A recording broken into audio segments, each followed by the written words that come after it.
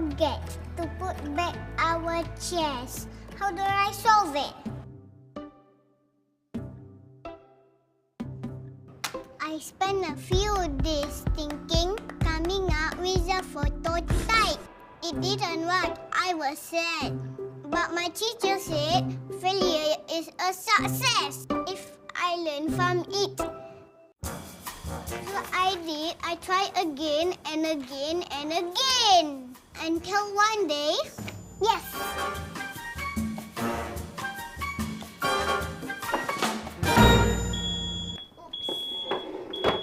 Yes! It worked. Because of STEMI, I'm not afraid of failure anymore.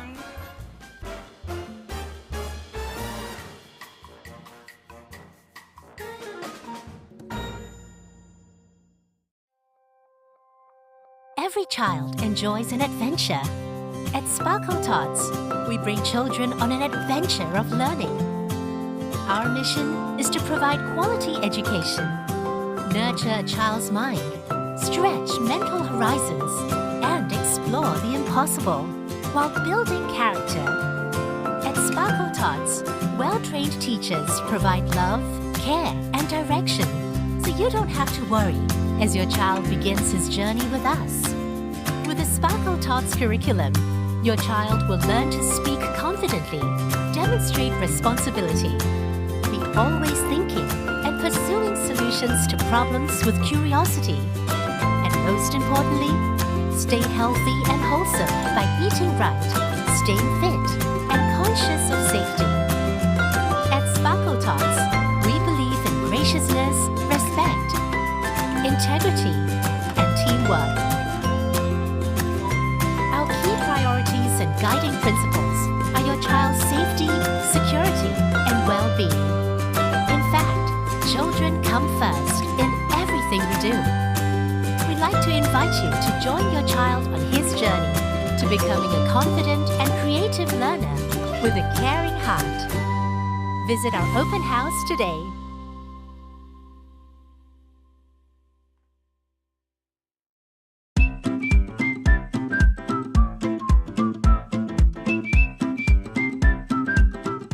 Every morning, my nice teacher makes sure everyone is safe to go to class. I learn and play with my friends. I learn about language and words in a super fun way. My teachers bring us outside for outdoor games. They exercise and play with us in a safe place. They make sure we are fit and healthy. Healthy children are happy children. Then it's back to Sparkle Tots for more fun learning. I learn about letters and how they sound. To improve my language and thinking skills, my teacher tells me a story. This is how I experience the joy of reading. All that learning makes me hungry. At Sparkle Tots, the meals are balanced with vegetables and fruit. At Sparkle Tots, the food is so good. I want more, but I must watch my weight. After lunch, my patient teacher makes sure I wash up and gets me ready for nap time when I can dream happy thoughts.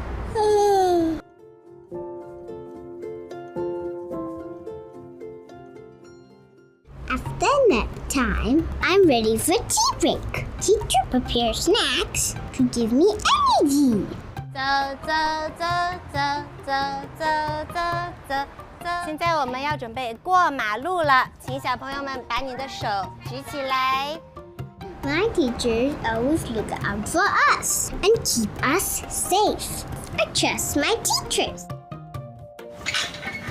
Today, my teacher bring me outside to learn mother tongue. I experience the wonder of nature and get to practice my mother tongue. 小小的蜜蜂，放开去，小鱼，小鱼，游游游游游。哦，很棒 ，Katerina。来，我们看 Katerina 的红色的花。Baking class when my teacher lets me express my creativity through cutting and pasting. My teacher also let me choose what I want to learn. I choose reading. Too soon, my day of drawing ends. But not to worry, tomorrow will be a brand new day.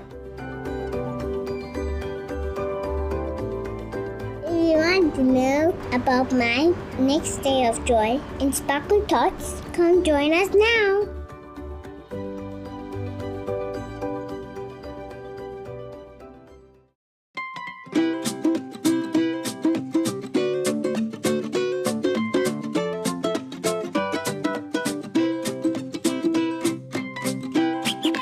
Every day, Sparkle Thoughts keeps me safe.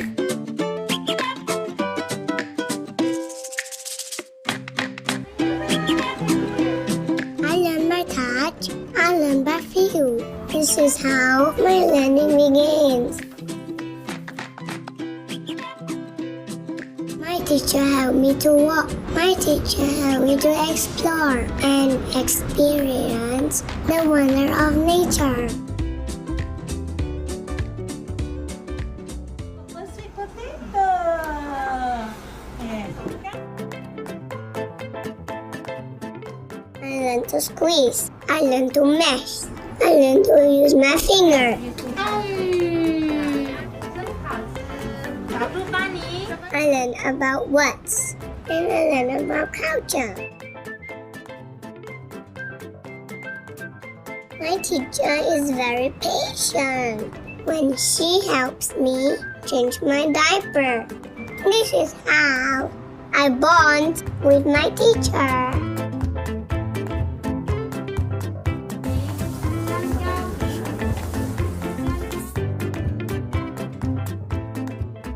At Sparkle Thoughts, my food is healthy and balanced with fruits and vegetables. All natural. It's very yummy.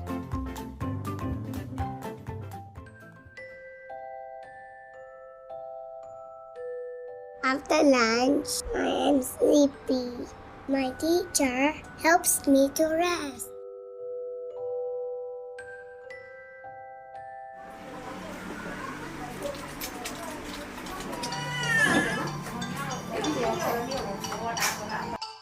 After resting, I'm hungry. My teacher feeds me again and reborn again.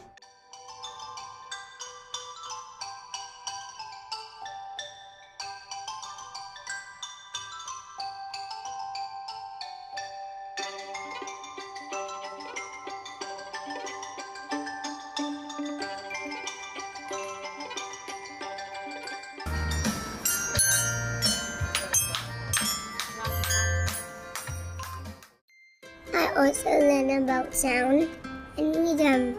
I learn to move with my hands and legs and feet. This is how I stay active.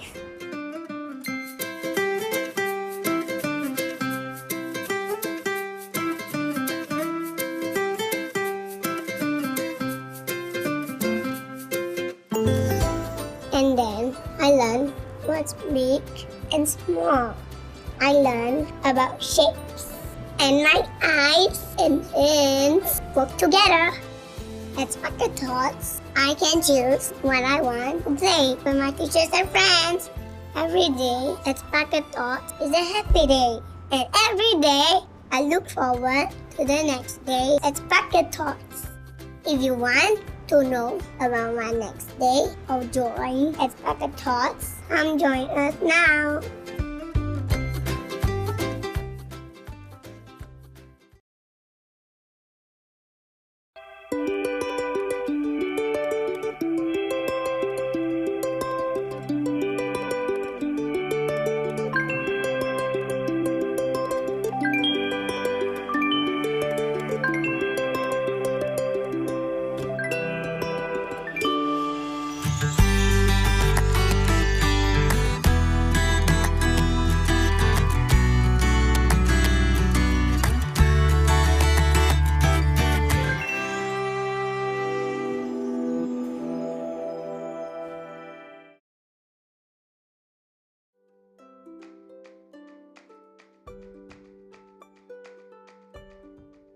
my name is Dylan. My daddy wanted to give my mommy a surprise on her birthday, but something happened.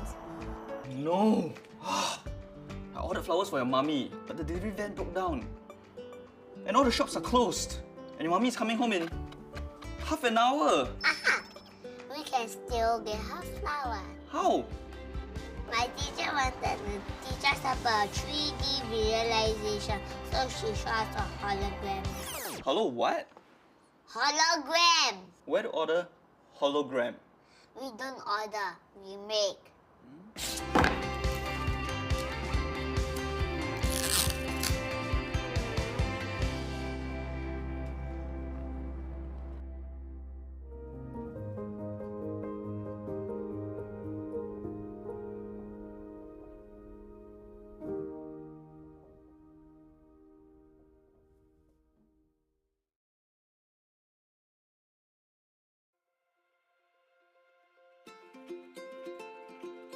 Hi, I'm Dylan. My daddy thought his Mandarin were very good, but actually, what is better? Dylan, can pass me the 那个放衣服的。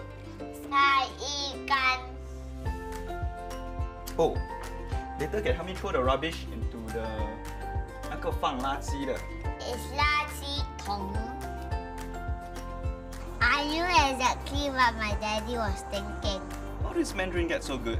And so I told him a story. My teacher built this very cool building to tell a story how Santa Claus cannot find any Chinese in Singapore. It was fun! So that's how Santa Claus came down the 管道 by going in the 垃圾槽. And how did he go home? In a treasure! 三轮车? Yes, that's correct! Yes! High five!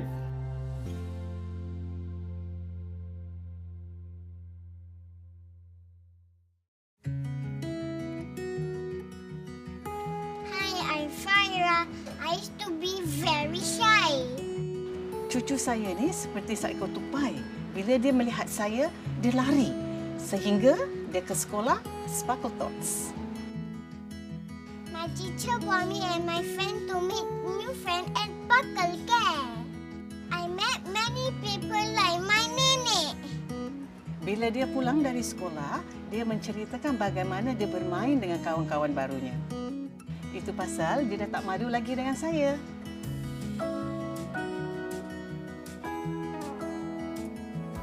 My grandma used to teach me dancing.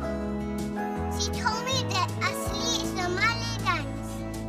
It's about respect and being gracious.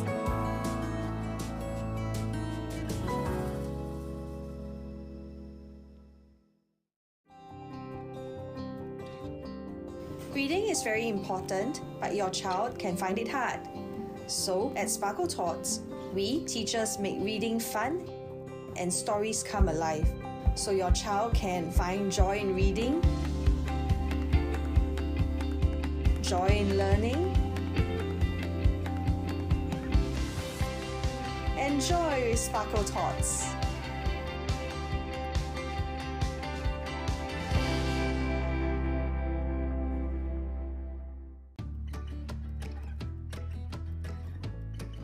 Hi, I'm Farah. At Sparkle Thoughts, I have STEMI class. STEMI stands for Science, Technology, Engineering, Math, Invention, and Entrepreneurship. During STEMI, my teacher will ask me to look around, find something that is a problem, a real-world problem. And guess what? I found one in my class. This boy Dylan always forgets to put back our chairs.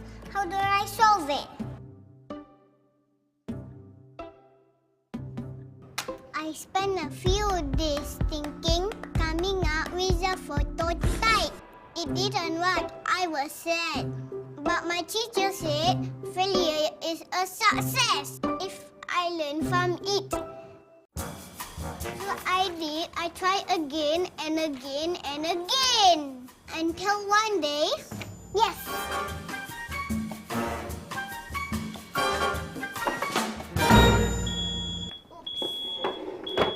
Yes, it worked.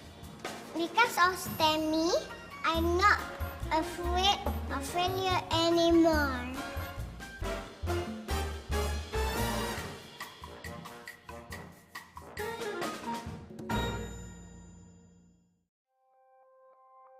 Every child enjoys an adventure. At Sparkle Tots, we bring children on an adventure of learning.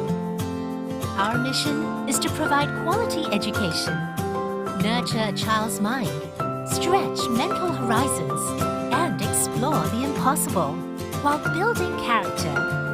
At Sparkle Tots, well-trained teachers provide love, care, and direction, so you don't have to worry as your child begins his journey with us. With the Sparkle Tots curriculum, your child will learn to speak confidently, demonstrate responsibility, be always thinking and pursuing solutions to problems with curiosity, and most importantly, stay healthy and wholesome by eating right, staying fit, and conscious of safety. At Sparkle Tots, we believe in graciousness, respect, integrity, and teamwork. Our key priorities and guiding principles are your child's safety, security, and well-being. In fact, children come first in everything we do. We'd like to invite you to join your child on his journey to becoming a confident and creative learner with a caring heart. Visit our open house today.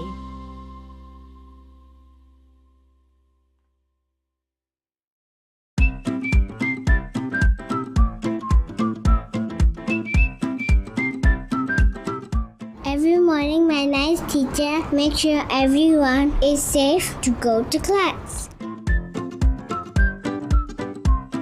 I learn and play with my friends. I learn about language and words in a super fun way. My teachers bring us outside for outdoor games. They exercise and play with us in a safe place. They make sure we are fit and healthy.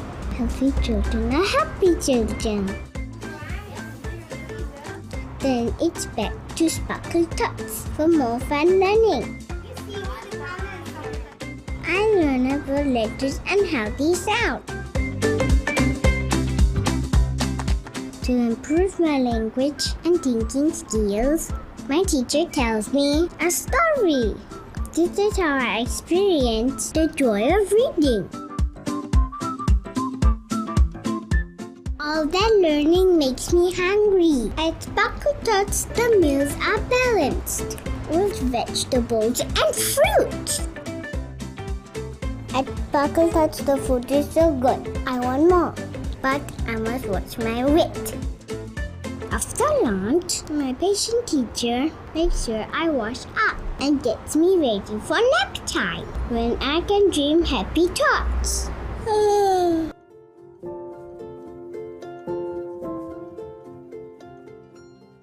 After nap time, I'm ready for tea break. Teacher prepares snacks to give me energy. 走走走走走走走走走。现在我们要准备过马路了，请小朋友们把你的手举起来。My teachers always look out for us and keep us safe. I trust my teachers. Today, my teacher brings me outside to learn mother tongue. I experience the wonder of nature and get to practice my mother tongue. 小小的蜜蜂放开去，小鱼小鱼游游游游游。哦，很棒 ，Katerina。来，我们看 Katerina 的红色的花。Baking class when my teacher lets me express my creativity through cutting and pasting. My teacher also let me choose what I want to learn. I choose reading. All too soon, my day of drawing ends. But not to worry, tomorrow will be a brand new day. want to know about my next day of joy in Sparkle Thoughts? Come join us now.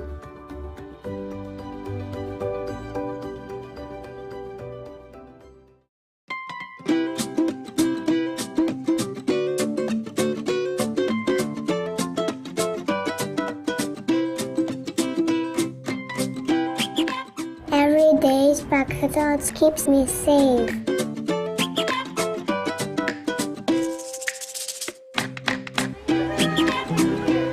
I learn by touch, I learn by feel. This is how my learning begins.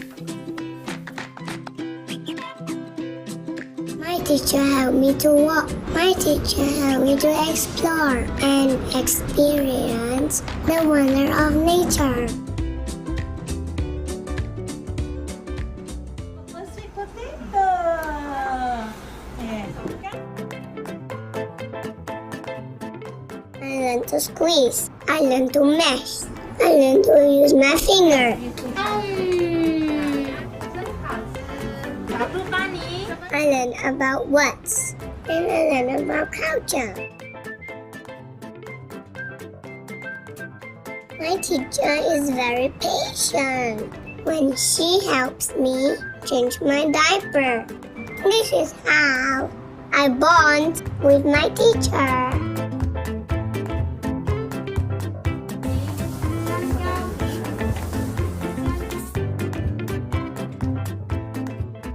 At Sparkle Thoughts, my food is healthy and balanced with fruits and vegetables.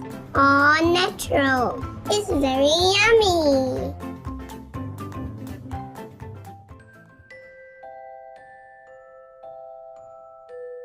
After lunch, I am sleepy.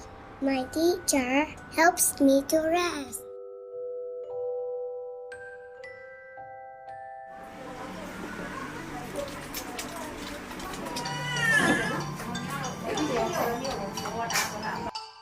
After resting, I'm hungry. My teacher feeds me again and reborn again.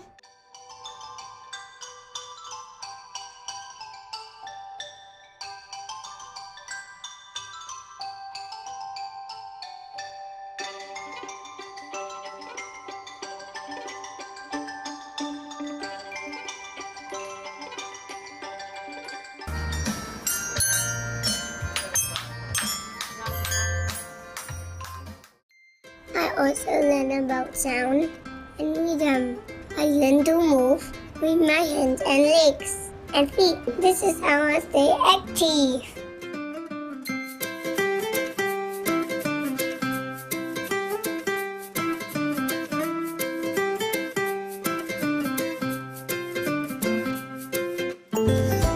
And then I learn what's big and small. I learn about shapes. And my eyes and hands work together. At Sparkle Thoughts, I can choose what I want to play with my teachers and friends. Every day at Sparkle Thoughts is a happy day. And every day, I look forward to the next day at Sparkle Thoughts. If you want to know about my next day of joy at Sparkle Thoughts, come join us now.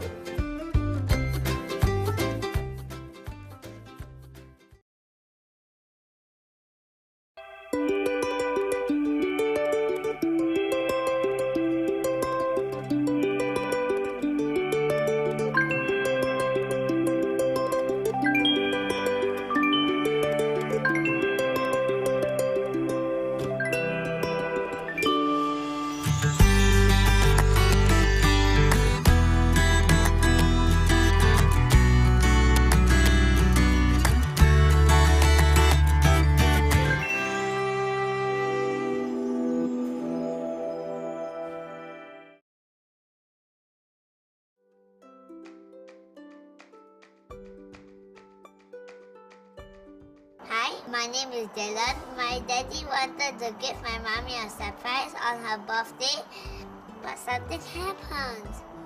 No! I ordered flowers for your mommy, but the delivery van broke down. And all the shops are closed. And your mommy is coming home in half an hour. Aha! We can still get her flower. How? My teacher wanted to teach us about 3D visualization, so she showed us a hologram. Hello, what? Hologram! Where to order hologram? We don't order, we make.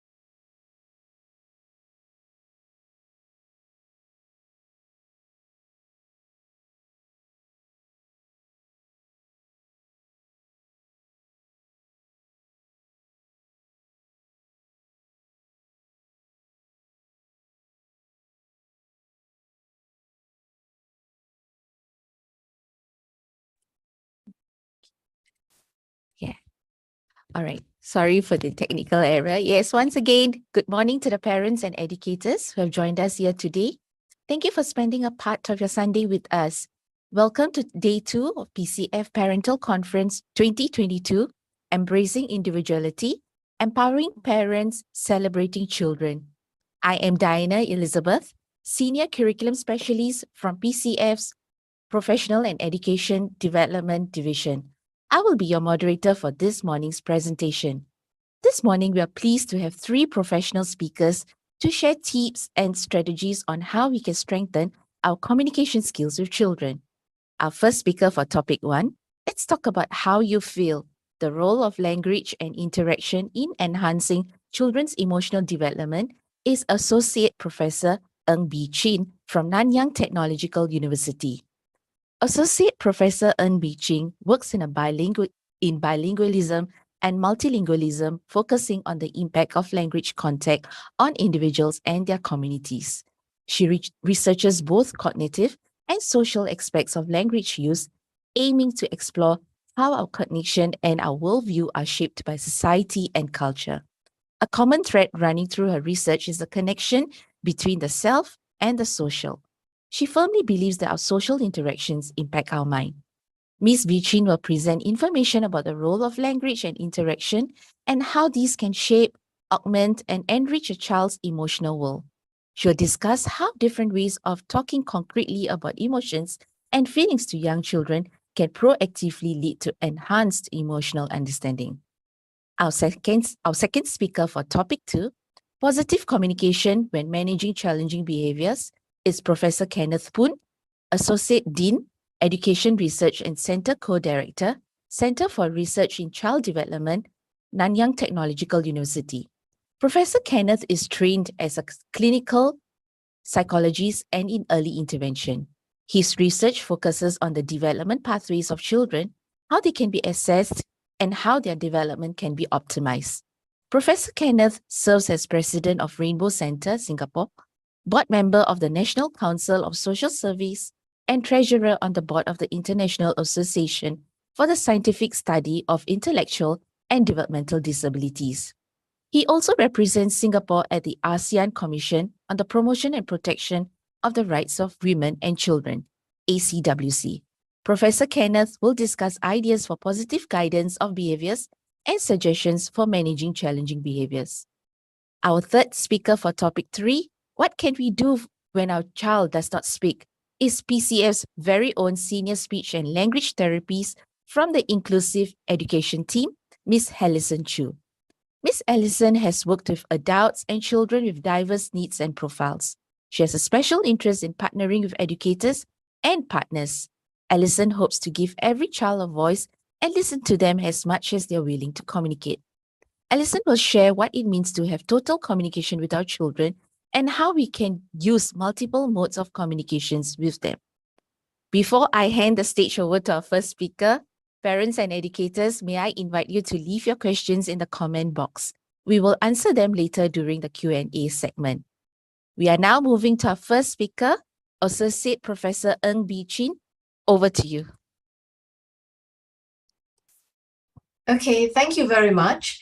And I'd also like to thank PCF for inviting me to this very special occasion today. And let me try to do all my sharing without any glitches. Okay, share.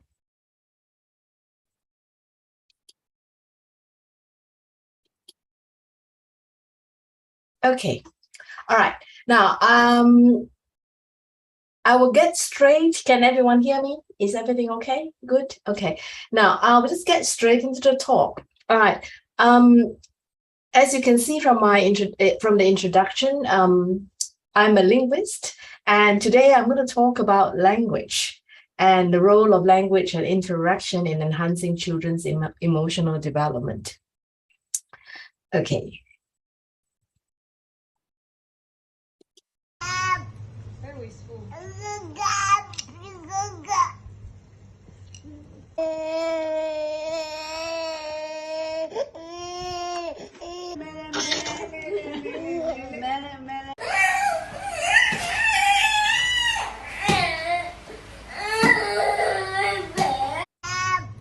Okay. Now, all that were really, I mean, they are really challenging, especially the last one. They're very challenging for caregivers, and they are present in our daily life when we are dealing with children, anything from infancy to school years. All right, and I think when we are faced with those situations, there are many decisions that we have to make. And yesterday, we've heard several experts in the keynotes, in the panel, talk about how to manage all this kind of what we call emotional meltdowns. Okay, and today I'm going to focus very squarely on language. All right, so in the next 20 minutes, I'm going to look at the interaction between language development and emotion development in the first 5 years.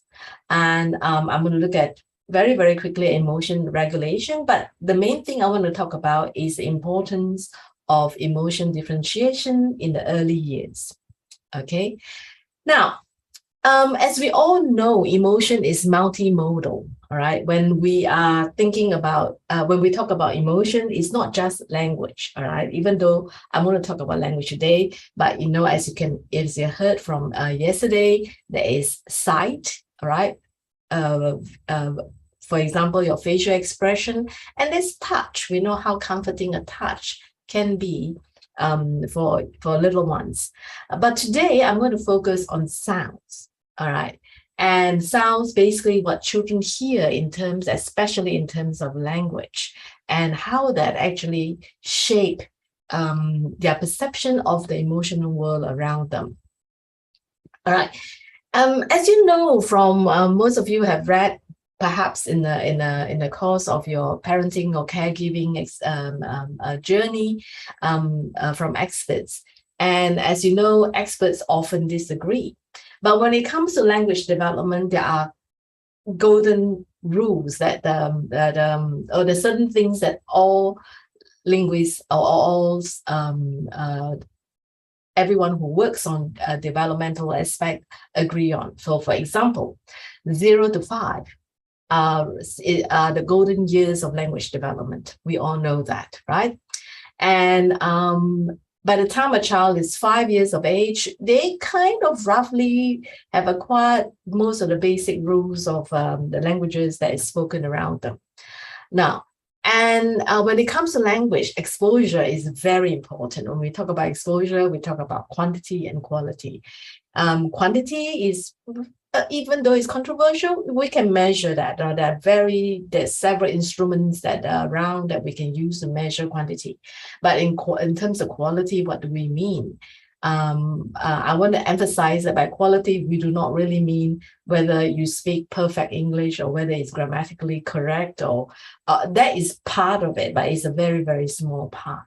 Now, the central crux of quality comes from the interaction. And I think we hear a lot yesterday about that, about the kind of relationship that we build with our children. All right, and one very important thing that perhaps many people don't know is that language development happens from birth. All right, we often think of language development as from the time when you hear a child forms the first sentence or the first utterance, or when they say the first word. But now we have a lot of evidence to show that language learning happens from birth. Some even argues even before that. All right, infants have finely tuned ears. They hear sounds that we are unable to hear. All right.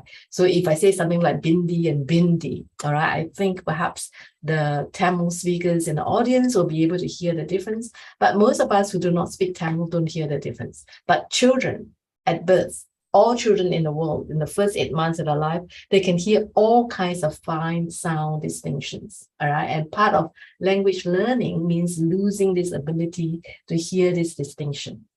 Now, what this means is that what I'm trying to show through all this example here is that children are born with very, very acute hearing, unless, of course, they have congenital hearing losses.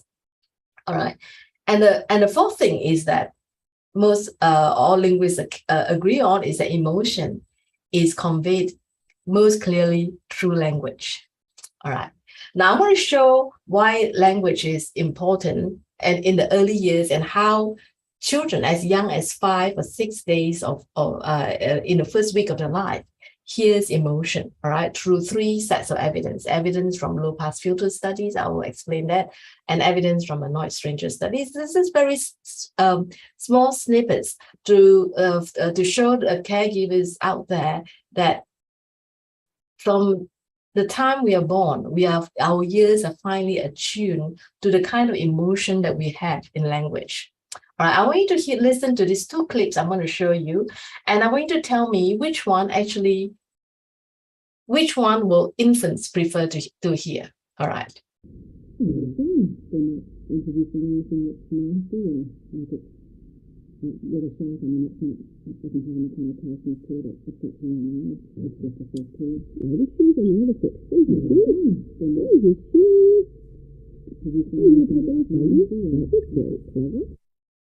Okay. Now that's clip number 1, and low pass filter speech are just muffled sounds, and the content of the speech is taken out. Right? Now let's listen very quickly to clip number 2.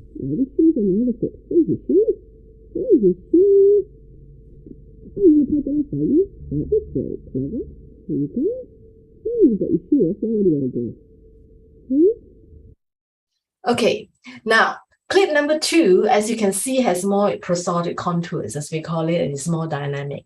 And I think there's no prize for guessing which one do young infants prefer to listen to. And these clips are played to infants as young as 5 days of age. And the second clip is the one they prefer to listen to because it contains really positive affect. All right. So infants who listen to those kind of very dynamic, positive prosodic contours are soothed, they calm down, they respond more positively. So we have, again, this is just evidence that children, young infants are very sensitive to receiving positive emotional feedback. All right. And the next, I'm going to play you a small little clip. All right.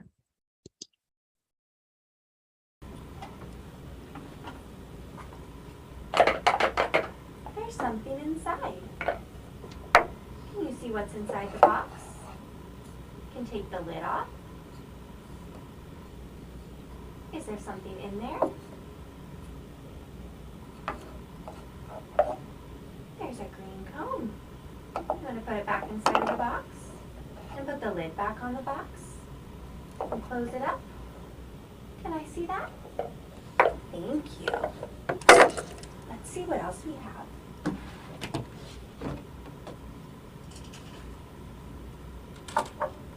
Look at this. See? Look at this. There.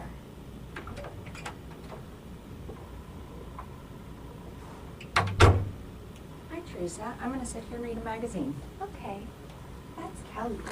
Kelly's going to sit and read a magazine.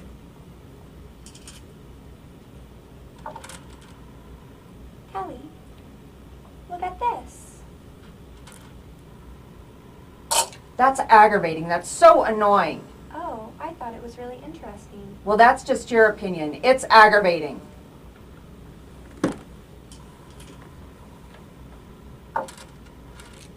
Here.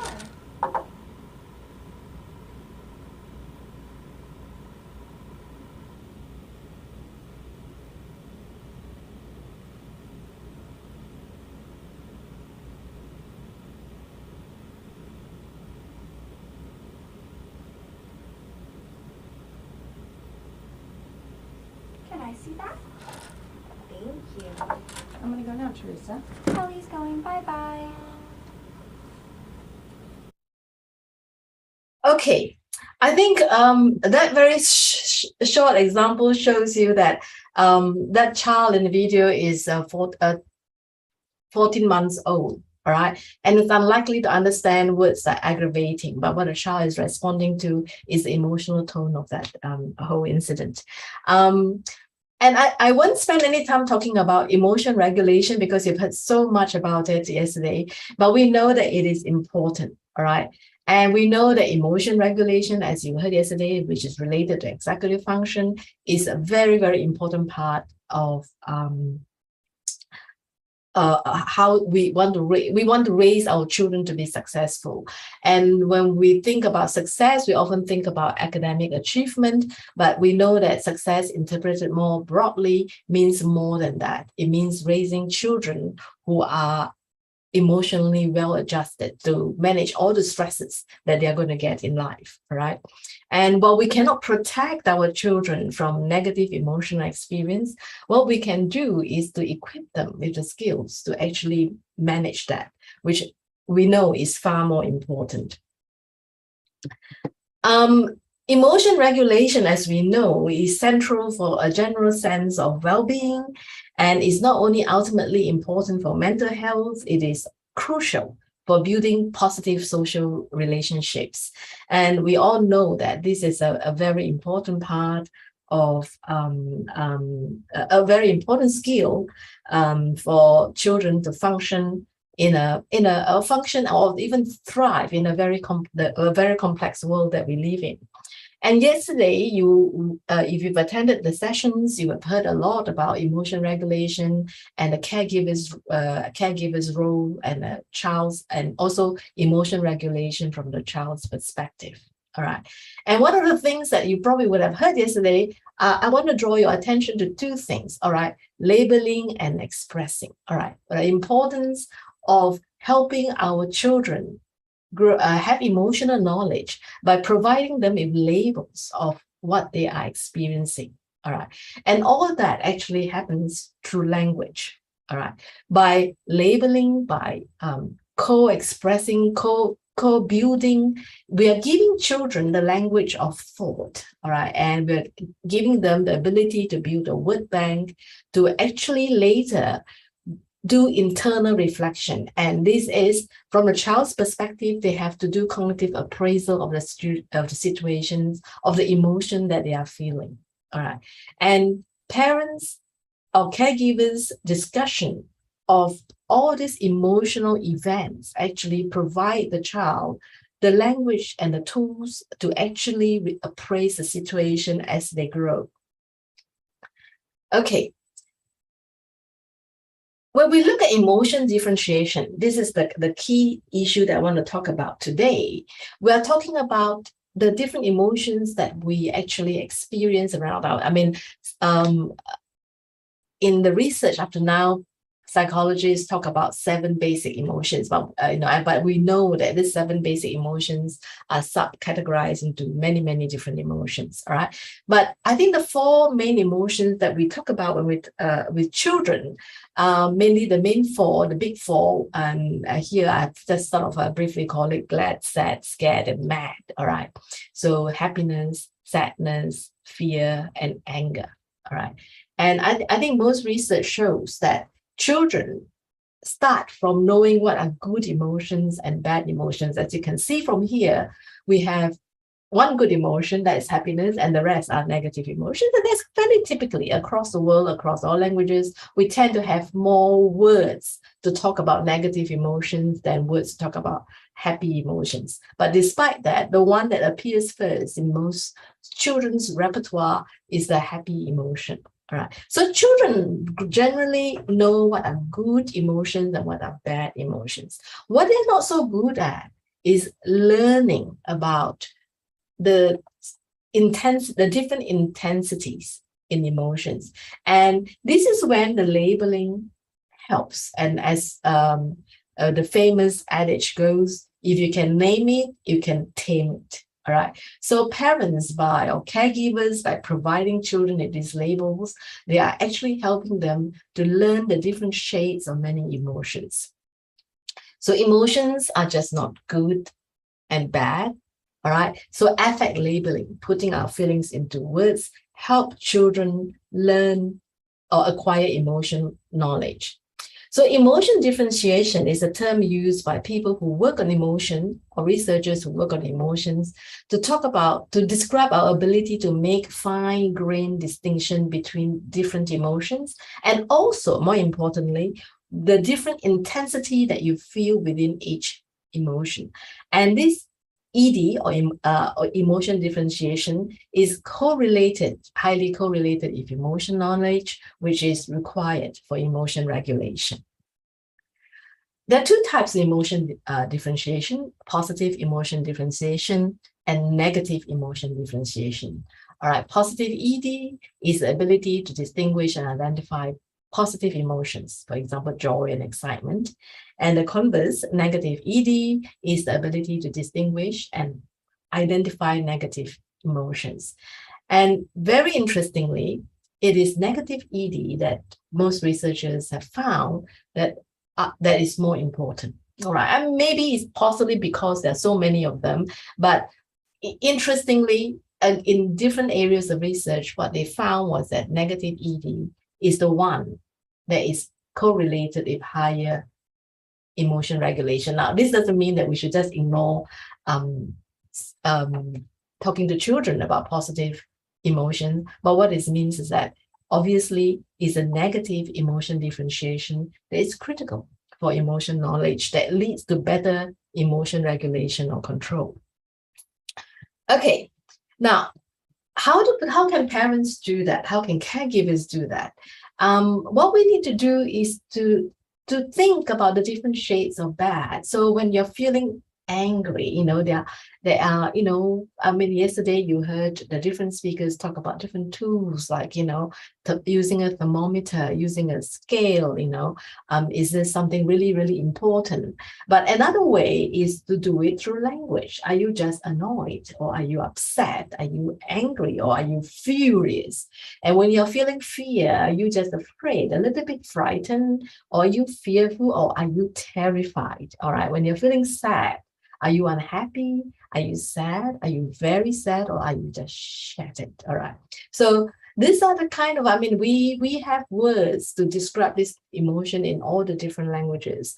I've been collecting emotion labels in Malay, in Mandarin Chinese, in English. I haven't got a lexicon in Tamil yet, but across all languages, we have ways of talking about these different sets of intensity. All right. And also what is really interesting is that research have found that the ability to make this fine distinction in negative emotion lead to better emotion regulations. They are linked to more adaptive outcomes. By this, we mean the ability to adapt to different situations. And they predict lower aggressive tendencies. And they also have general lower emotional intensity. Children who have, or adults, even, and this applies to adults as well.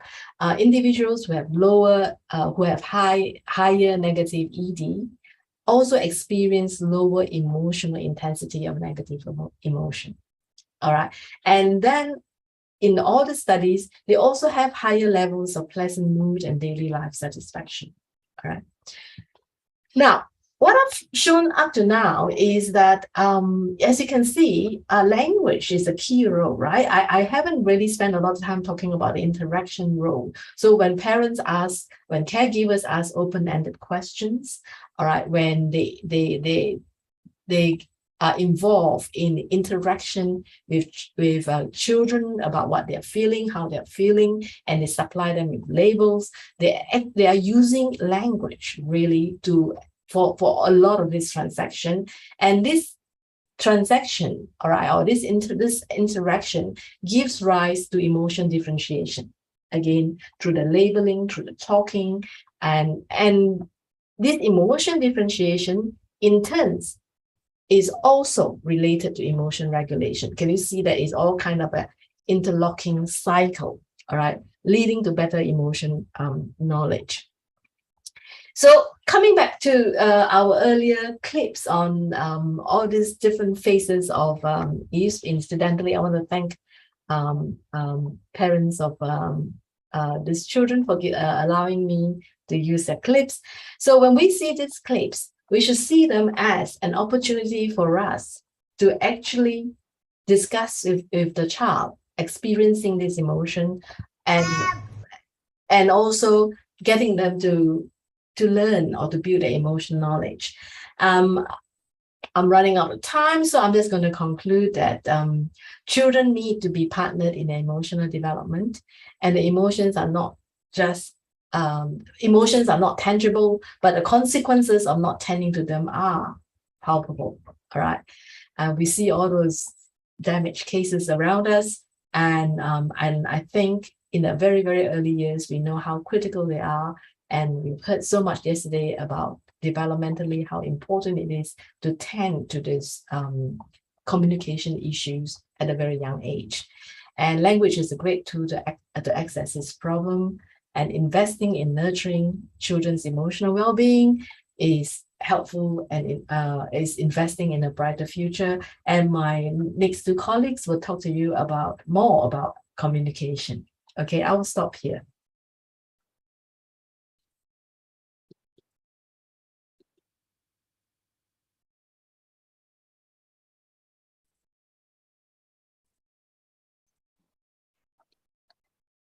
Thank you, Professor Ng, for the information, videos, and examples, which I think all will agree they were all engaging and informative about the importance of language, especially when we are talking to young children.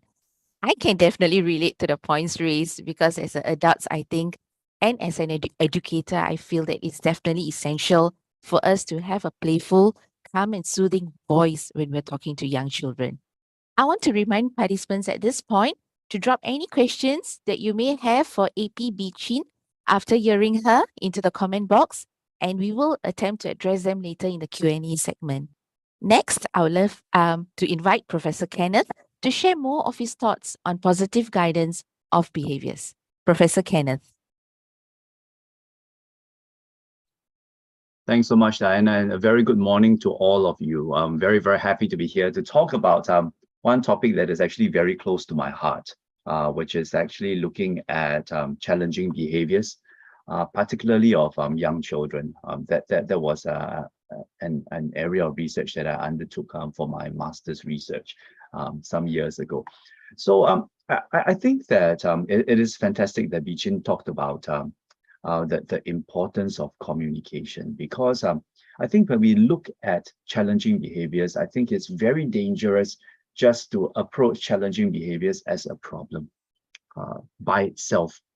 Because I mean, we know that it's problematic. We know that, and I think my colleague yesterday, Dr. Ng Yi Lin, talked about the importance of self-regulation. We know that there are longer-term impacts that we can see of difficulties with self-regulation, difficulties that we'll be seeing with challenging behaviors, socially and cognitively as well. For us as parents, I have got two teenagers now, so I've been I've had the joy of journeying through my two daughters through their preschool years, and engaging in all sharing your anxieties, especially or stress. So challenging behaviors can be stressful as well for parents. So what I intend to do over the next say 20 minutes or so, or 15 minutes, would really be to share perspectives from psychology and education, to think about how can we go about managing this. And I think it's always nice to be not the first speaker, because many things that I want to talk about have been talked about. So I think I just want to take a few things that was mentioned earlier, that self-regulation is actually an ability to understand and manage our own behaviors, and that it's something that is developmental, meaning that it occurs and sharpens over time. So as we can see with this young child over here, when we're looking at infants and toddlers, they're very their ability to manage their own emotions is actually very much reliant on what parents or adults around them can provide for them. So the support, the physical presence, the touch, the reassuring voice, these are all very important. But infants already start to develop some self-regulation behaviors with the thumb sucking and such. What we do know is that it develops further over time. That when we start looking at toddlers, our toddlers are able to wait for short periods, but not too long. What we know about preschool children is that many of them are starting to be a lot more confident, particularly in very familiar places, particularly among people that they are familiar, that they know, such as the preschool environment. And then once we look into children who are in primary school, school-age children, especially as they start to have a better sense of what other people are thinking, what other adults are thinking, their ability to actually control themselves and regulate their own emotions is very much strengthened. So actually, I think when it comes to self-regulation, one of the most important things that serves as a foundation for it is, for its development, is actually the strong attachment that a child can have with or her caregivers, particularly parents, as well as particularly for those of us who send our children to childcare centers, or for those of us who are educators, the relationship between the child and the other adults in the childcare environment. So these actually help to form a secure base in which our children will have a better sense of knowing now how do I go about behaving. We saw from the wonderful video that Prof. Ng showed earlier that children refer a lot to adults in terms of how they the sense they have in the environment. So that is extremely important. So I like to therefore think of challenging behavior not being just a problem, but more importantly, challenging behavior can sometimes be a consequence of the child not understanding the situation. Challenging behavior can be also related to the child's developing abilities to self-regulate, and a mismatch, consequently, between where the child is in terms of his or her own understanding and the environment. So as much as these situations can be tricky for the child, I think it also offers a further opportunity for the child to further develop self-regulation.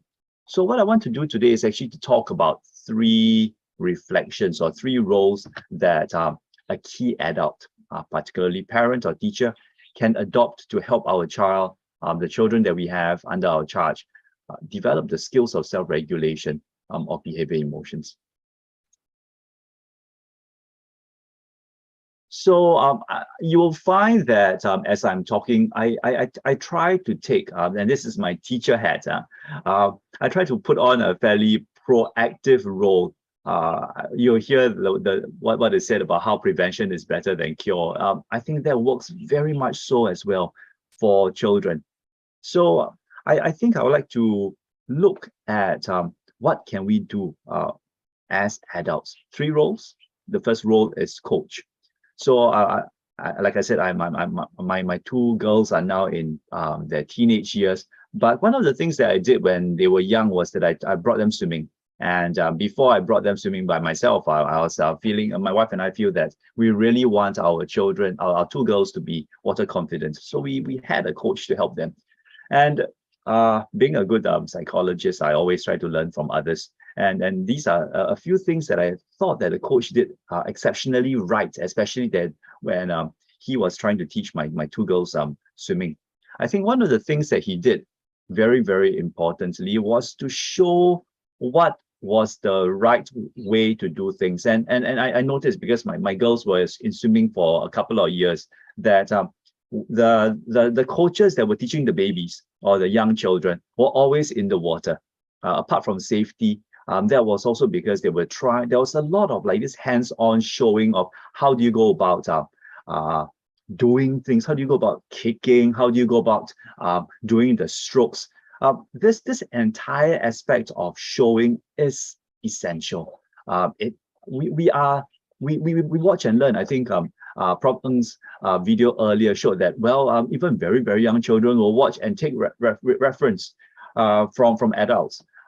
We know that this ability to learn from looking at someone else will help us to learn. So this demonstration, or what I indicate down here as modeling the right behavior, is important. So, for example, if I want to, and this is speaking from experience, if I have my two daughters playing with a box of toys, there is always a chance that the two of them will have a disagreement. So one of the things that I can do when I'm supporting them, when I'm trying to set things right, is that I can actually try to show how we can do things. So especially to my elder daughter, I can say, you know what, I like this toy, and I'm going to let Mei Mei play with the other toy, with another toy. So I'll reach into the box and I'll say, wow, here, this is very nice. You can show it to Mei Mei and ask her to play with it. So apart from just giving the toy and say, don't fight, share. What I can do is that I can actually be very, very, I can show how appropriate playing can be. And I think the second piece over here comes in very frequently with this entire aspect of modeling, is giving clear, calm instructions ahead of time. So to say, when we are playing, we take one for ourselves, but we always take care of other children playing with us. So I want you to give this toy to Mei Mei, this other toy to Mei Mei, so that she has something to play as well. So this talking is helpful because it again reinforces what we want the other child to be doing. So and likewise, or if I'm putting toys away, I can again start by talking through the entire process, because I think earlier was talking about how it's so important for us to use words to help our children understand and make sense of the world. That's precisely what we are trying to do. We want to show, we want to use our words so that the children actually understand now what is the right thing to do. Of course, I can talk about this forever, because part of my research right now is really to understand what teachers do in classrooms that will really help their children, the children in the class, to really understand, to pay attention and focus and to engage in what is important. So for me itself, I think the third aspect for coaching will be to encourage to guide the child by giving what we call descriptive praise. So it's not only saying that, it's not only showing and telling. We want the child to know what is right or wrong. I notice even when my staff comes up to say, when you came up to me the other day and asked me whether I needed help, I found that was very helpful, because I did not dare to come up to you and ask. So likewise, even for adults, even for children, it makes a very big difference when we instead of saying, wow, clever boy or clever girl, today you're so good. We want to be very descriptive and saying that, I noticed that when you're putting your toys, I thought it was very helpful when you first took the big toy basket out first and then took the biggest piece of the toy and put it inside. So when I'm saying something like that, it becomes much clearer, and I'm able to highlight key aspects that I want the child to be learning. So role number one, coach. And when we coach well, we find that we're actually setting up the child for success in the coming days. Second thought about what can we do as a parent. I call that designer. Again, another proactive strategy. And what a designer is actually does is that, or rather what we do when we are trying to design an activity, is to really set up an environment that is conducive for your child. So if I'm able to set it up, if I'm able to keep the end in mind. So for example, I might be going for a wedding ceremony after this. So what does it mean? I need to find something to help my child so that my child will be able to sit still for 30 minutes. Or if I'm going to bring the child to the zoo, what do I want to do? I want the child to be my child to be being able to participate in the activity during that period of time. So I think that the first thing to do then is to actually plan ahead, to ask myself now, what do I need to actually do? And so it's really to think through this process. Now, why am I bringing the child there? Where am I going? How long will I be there? How long will my child be there? Who are we going with? Are there any children who might trigger my child off? Are there any adults who my child is scared of? Or are there other children that my child might enjoy, my daughters might enjoy playing with? So this entire sense of now where am I going, what to bring. This entire aspect of preparation is helpful because then it gives me a sense of now what can I do? Can I adjust the timing, particularly if I'm going to the zoo and I know that, hey, you know what, my daughters are going to, they're going to miss the afternoon nap if I'm going to go there in late morning. Can I go there early in the day then? I can't remember what time the zoo opens anymore. But can I go there later, early in the day so that I can wrap up my activities before they get grumpy? So when I'm able to control, of course, we can't control everything, but when I'm able to control things, it sometimes makes for lower levels of challenge. So that's the teacher in me, that if I can control it, I will try to control it. I can try to adjust it so that I don't have to manage difficult situations. The second point is what my mother tells me. They always say that when you learn to be a parent, you either learn from what you learn from your parents or what you see from your parents and you swear you never want to do. In this case, it's something that I learned from my mother. My mother always says, an idle mind is a devil's workshop. And I think that works so much for anyone. So so when our child is in an environment, what can we bring along so that I can occupy the child, particularly if we are in an environment that is completely meaningless to the child. If the child has to otherwise sit in the bus, or if the child has to be in a wedding ceremony or to go out for a meal. So what can I do what can I bring along that can be helpful to engage the child? So say if it's the zoo, are there any printouts that we can print, or are there any things that we can take from the zoo so that it gives the child a sense of where we are going? If it's to the wedding ceremony, then should I be bringing a bag of toys, or should I be bringing some books along? So it gives me a sense that the child a sense of what is happening and to occupy the child. And so when we have these things in place, or toys, if we have younger children, there are things that we can be engaging. I think very importantly, we also want to be setting up rules, helping the child to understand expectations. Now, what can the child do? What can the child not do? Setting the ground rules sometimes will actually help the child understand. Now, is that when we are going to this place, we're going to this room, there are going to be a lot of chairs down there, and you have to sit with me, okay? So, I mean, if you are going to explain that situation, of course, it depends on how old your child is, but to explain to the level that your child is unable to understand, it sets up the environment for it. Keeping my eye on the clock, I think I've got about a little bit more than 3 minutes left. So I'm just going to spend some time now talking about now what happens if we find ourselves in a position where our child is upset, or what happens when we are seeing challenging behavior.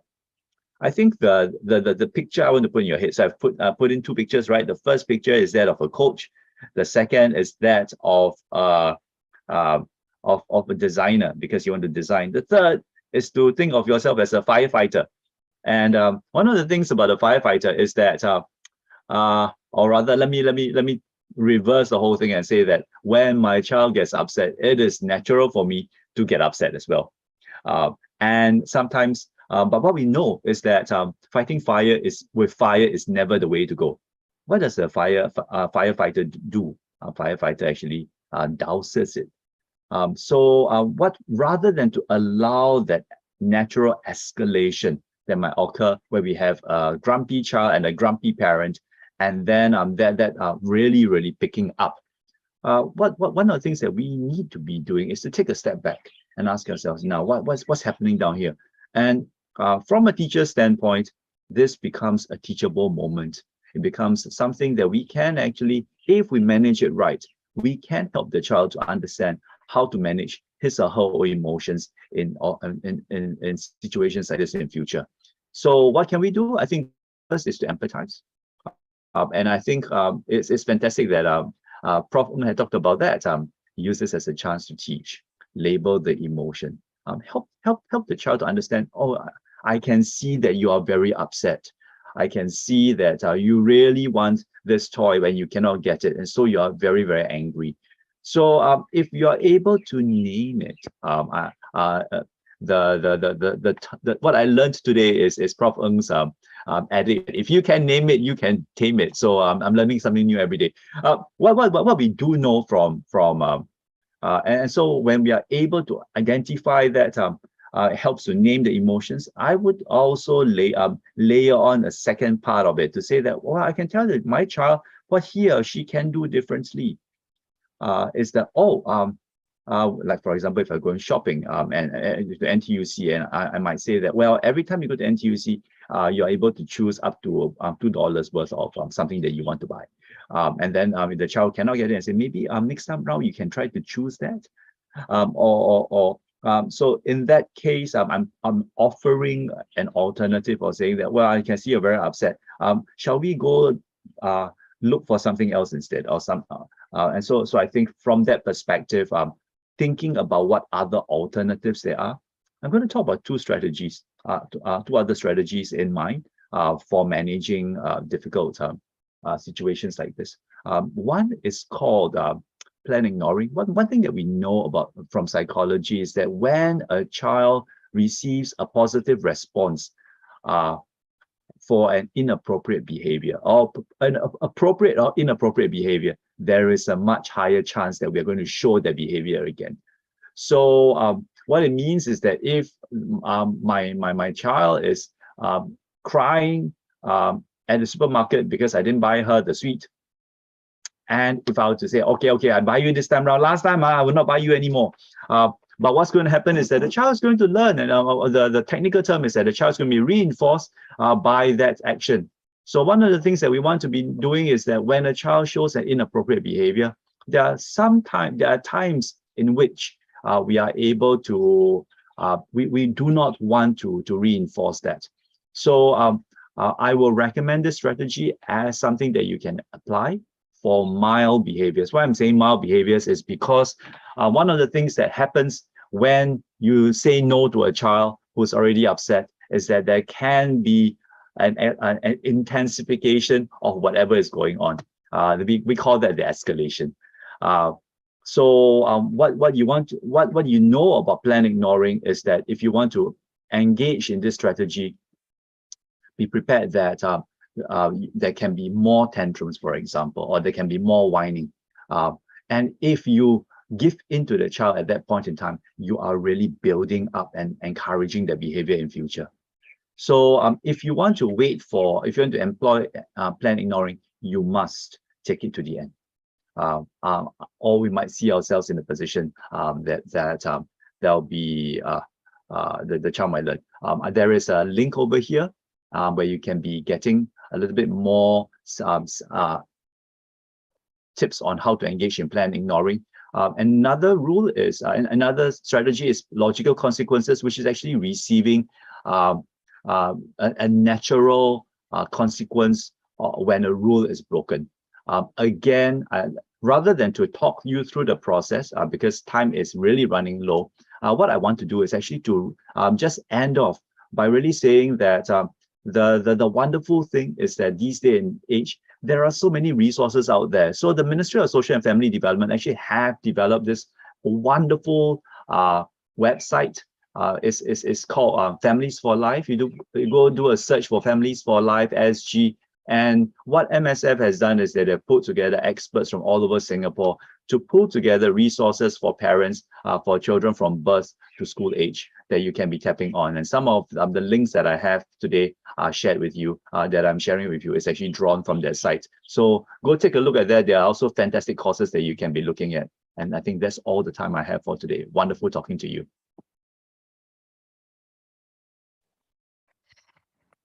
Thank you, Professor Kenneth. And I think it was wonderful listening to you and your candid sharing of your own experiences. I think managing children behaviors, in children can be challenging itself for parents. So I believe your ideas on, how we can self-regulate and what to do, if you're going to be a coach, designer, and the firefighting difficult moments will be useful for parents and educators alike.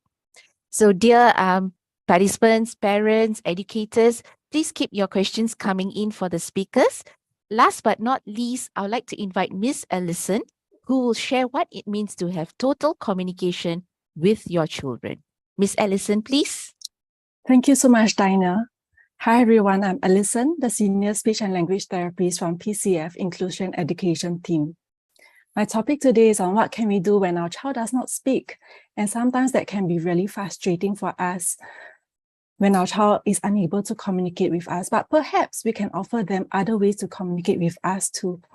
Okay, so today I'm going through what communication is, what is the impact on speech that has on children's development, what is total communication, and what are the different modalities of communication that we can offer to our children, some of the ways that we can encourage communication from them, and our role on responsiveness. Now, think about a time when you have a really bad bout or sore throat and you lose your voice.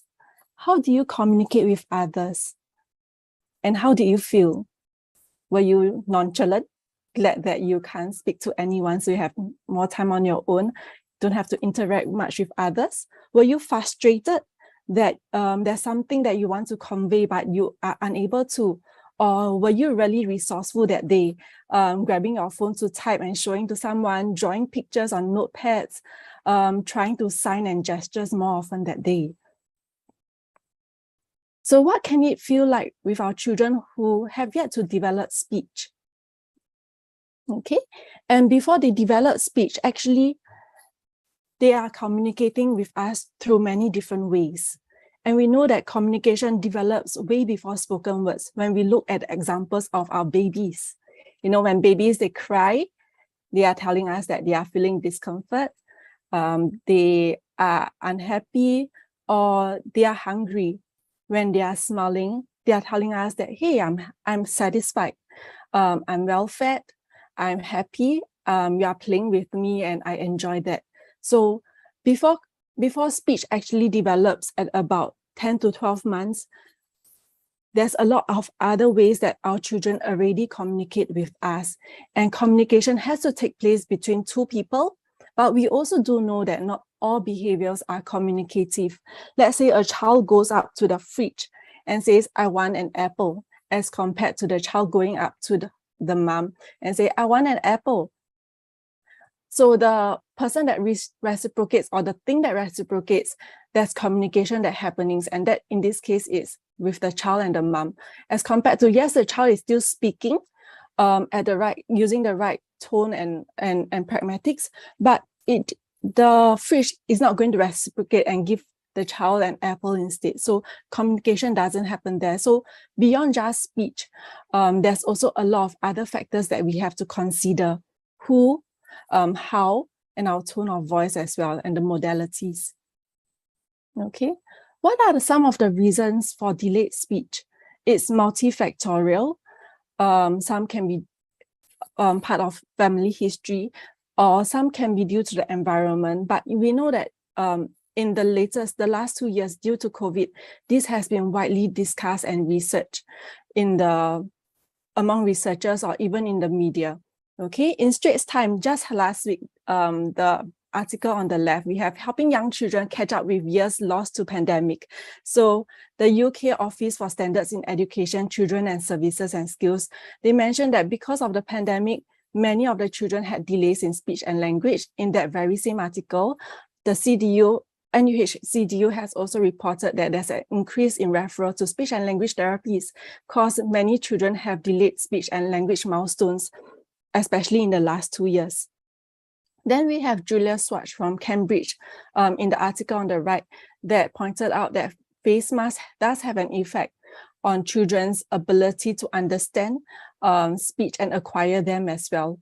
And coincidentally, or maybe not, the American Academy of Pediatrics, they actually move language milestones, 1/3 of the speech and language milestones to an older age band. So all this points to various factors, or could it be screen time as well, where children spend more time at home and parents offer them more screen time. All these could be many different factors that could lead to delayed speech development. Okay, and what are the impact of speech development on children?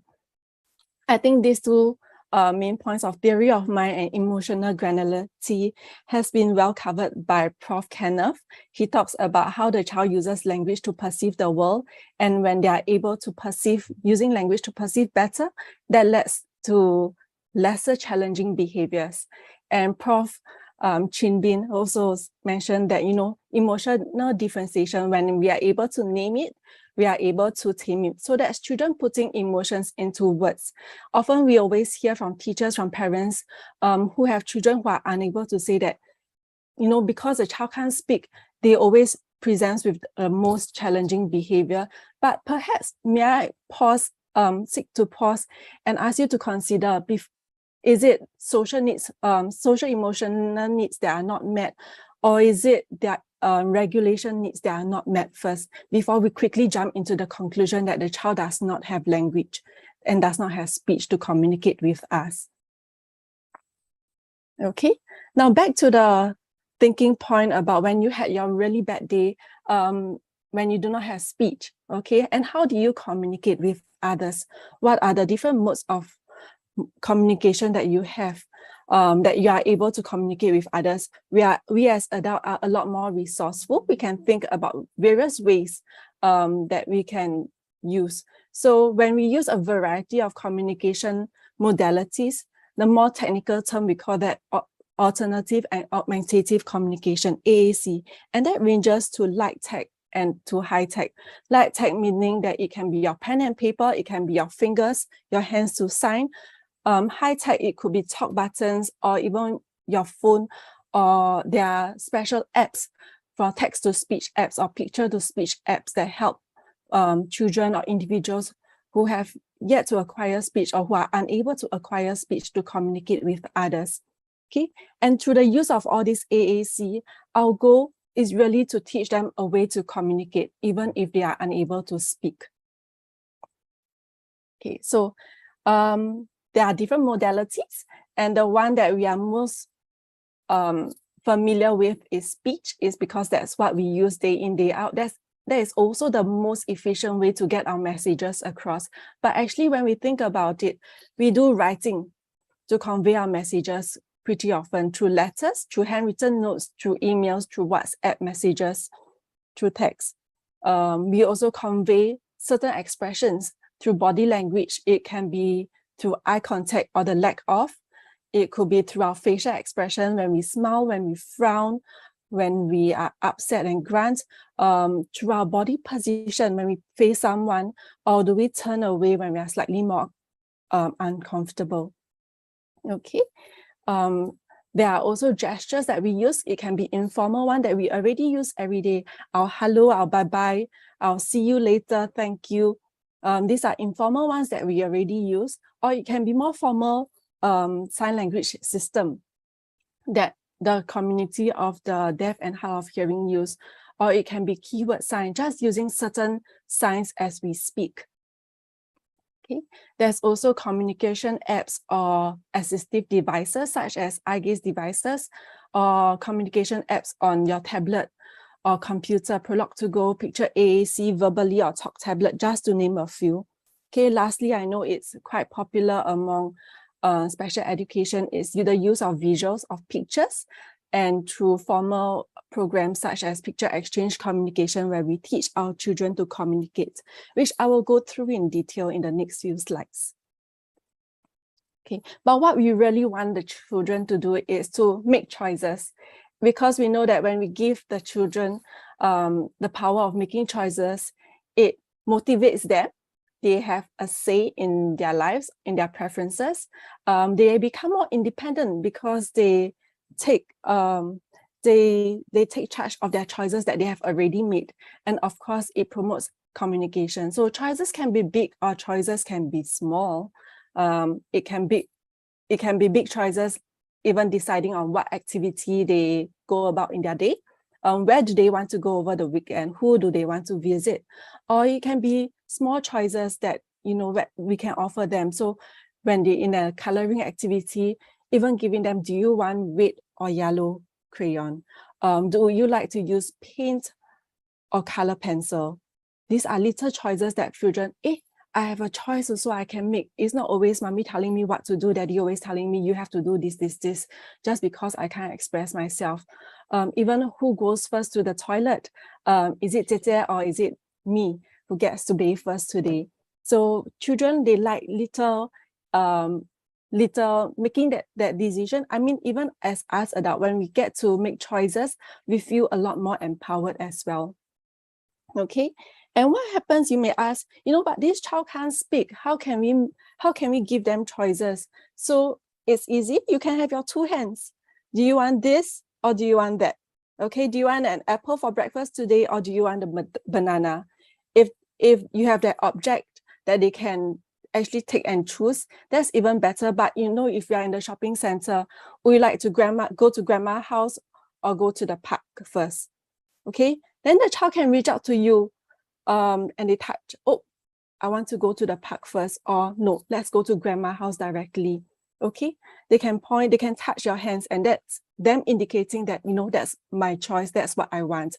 Or sometimes when the child doesn't want to, a bit more shy, they don't want to reach out their hands and touch your hand, they might stare, and then you can ask, oh, you want to go to the playground? And they might not.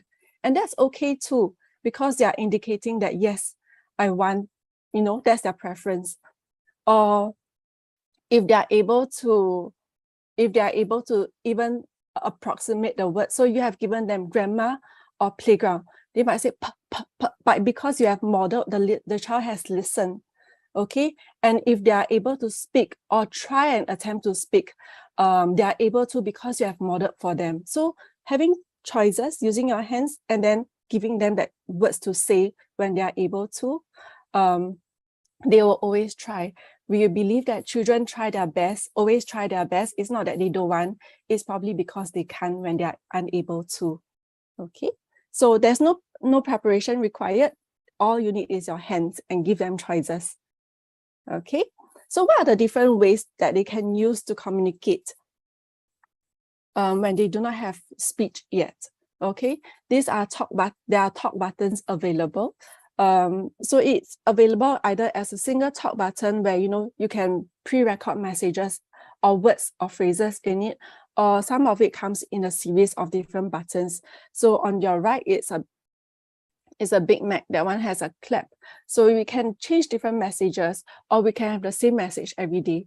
So in the morning, if the first thing that the child would like to express to you is good morning, then you have the talk button with that pre-recorded message of good morning. So the child might wake up in their room and they come to you, and the first thing that they would like to tell you is good morning, and they can tap on that button.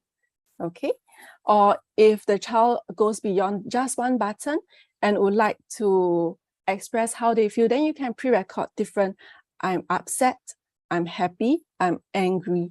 And when the child is feeling those emotions, they can quickly come to you, Mama, I'm upset. They tap on the button and the button speaks on their behalf. So oh, you are upset, what shall we do? Okay, and then the children could either draw or could gestures or sign to convey what they would like to, make them happy, or to express their sadness.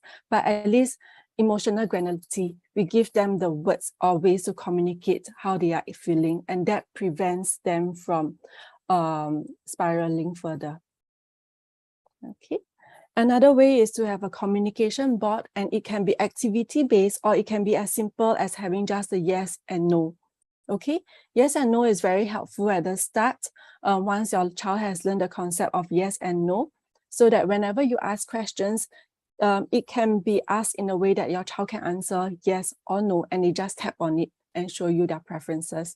Or it can be ones such as the one on the left that they can use throughout the day, where they tell you, I'm done with something, or I'm done with eating and I do not want anymore. Then they can use this, take out this communication board and point to you, finish. Okay, or if they need a breather, and they point to the breathe and relax and tell you, now I need some quiet time.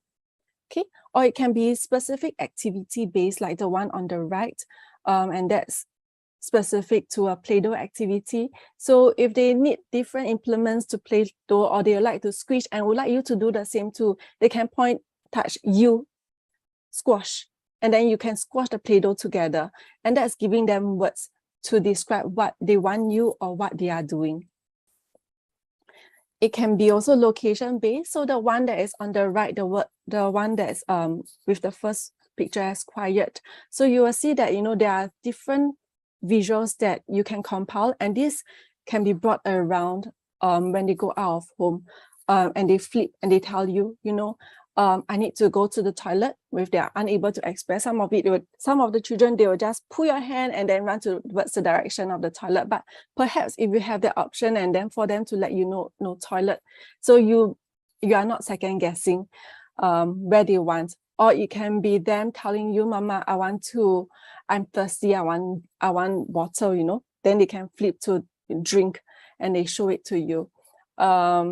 If our community allows, they even have location communication board. This is one overseas where they have it at a playground. So then children who have yet to develop speech, they go out and point to their friends, to their teachers, to their parents, and that's really helpful for everyone because it decreases miscommunication and it encourages children to learn that, speech is not the only way that we can use to communicate with one another. Okay. Next one is picture exchange communication system. I specifically put this out separate from visuals because your PAC system, it is a formal training system that ideally should be guided by a SLT. There are 6 phases in total, and it goes beyond using pictures during meal times or in a structured activity. So this has to be planned in 6 different phrases, one building upon the other, and it teaches functional communication. What you want is the child to spontaneously request for their own preferences first, rather than you coming towards them to initiate that interaction. Okay. The next modality that is close to my heart is the use of keyword sign. Almost 30 of our centers are involved in learning keyword signs so that children who have yet to develop speech, they can also communicate one with one another. And what is keyword sign? It is while we speak, we sign just the keywords at the same time, and these signs are used from Singapore Sign Language. So the children who are unable to speak, they are able to sign, and the classmates and teachers around them understand and know exactly what they want. I want to eat, I want more food. So in this picture, the child is telling the teacher, hey, more, I'm done with my first bowl of noodles, I want more. Okay, and the teacher is saying yes, yeah, more food for you. Okay, and besides signs, we also look at the facial expression and the tone of voice as we speak as well. So it teaches the children the power of communication, that even though I don't have speech, there's a more formal way and a system that everyone understands me as well, and it builds their confidence. Research has shown that it increases participation. They are more willing to go forward to you and make their needs known, and they become more passive communicators to more active ones. So children who have yet to develop speech, usually people speak on their behalf, or parents assume, yeah, this is what I want, he does this and this is what he means.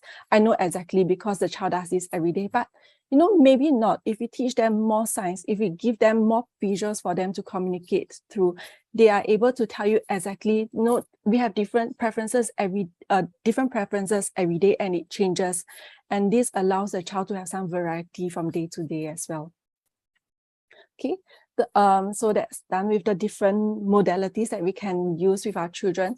And this picture of child with a pacifier, it may seem very obvious that, you want a child to speak, of course, we take out the pacifier. So apart from using the pacifier to soothe, or the child uses it to go to sleep, in the day where the child has opportunities to make sounds and sounds, take the pacifier out from the mouth, and the child is able to babble, to make speech, to express even the every day. You can also you can mold that into actual speech and words as well. Okay, so on to my last point. It is about not only the mode that we use to communicate with our children, but also in terms of how we respond to our children. Our children learn about the world through the gaze, through exploration, through vocalization, and how quickly we respond to them determines how much they learn about the world. Okay, to make it very easy for you to understand the concept of responsiveness, we look at contingency. So what happens to the child before? What happens around and with the child before, and how quickly we respond to the child. So if you need a time frame that's as quick as 2 to 5 seconds, and I always remember Tom and Jerry, you know, their interaction is always very quick and they react to one another, sometimes negatively, but, you know, they are very responsive to one another's action and expressions and what they do. So that is important if we want our child to pick up speech and pick up language as well. Oftentimes we put them in front of the screen, or there's the other screen that we want to capture the moments when our child smiles or when our child say, and that capturing the moments. So instead of child seeing our handphone screen or camera, perhaps we show them our face and they look at our facial expression and our tone of emotions. Okay, and they learn about back and forth communication. Okay, your serve and return, concept of serve and return, because you know when the child makes a sound or expresses something, and when we respond, they learn that this is how communication actually takes place. Okay, so what are some ways that we can do to help to be more responsive to our children, be at the level of our children? So it can be, so this teacher had this child propped up on her legs because it allows her to see exactly and hear exactly what the child is saying, is doing with their fingers, with their face, okay, with their action. And they're at home, you know, you can lie down and have the child propped on your tummy, and the child has direct access to your whole face also, and whatever is happening with your mouth. So you can be saying and they learn, you know, when I want to say when I want to make sounds, my mouth move, and then they learn different positions. You know, you can open your mouth, you can play your tongue, or ba, ba, ba. They learn that, you know, when you move your mouth, that's where speech comes from. Okay, so, or you could be lying down on the floor with your child. Okay, and they are able, when you're at the level of your child, they not only look at you, but you are also looking at what they are doing at their level of perception. Okay, so as you engage in an activity with your child, also talk about what your child is able to see or do, as if that they have the language, if they're able to speak. Okay, as parents, as children, all of us have different gifts and we have different ways of telling the world who we are. So your child might have not acquired speech, but perhaps they take a little longer, or perhaps before they acquire speech, there's a lot of other communication skills that they need to acquire first. And we be patient, we be responsive to what they are doing, to how they perceive the world, and we offer them with different modalities and opportunities to communicate. Okay, and that's the references, and thank you. Thank you, Miss Allison, for all your encouraging words. And I think the delightful sharing of the various ways we can encourage children to speak daily in the everyday things we do with them. I think the concrete examples will be valuable to be used in a classroom or even a home setting, and for adults to try out in simple ways how they can get their children to speak.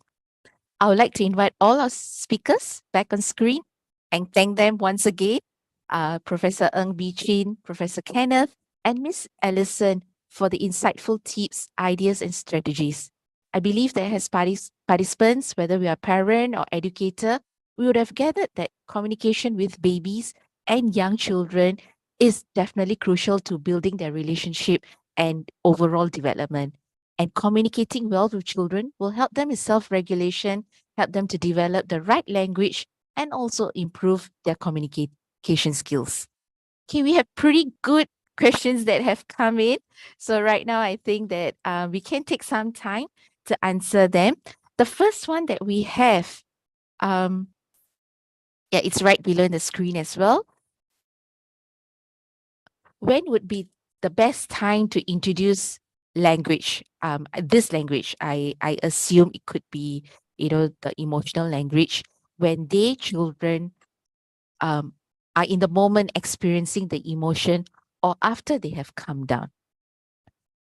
Can I get Professor Ng to address this perhaps? Okay. Because I guess it's you need a lot of discretion, right? I mean, what most people advise is that if a child is in the middle of a tantrum, then you really need for them to actually calm down before you can actually do anything.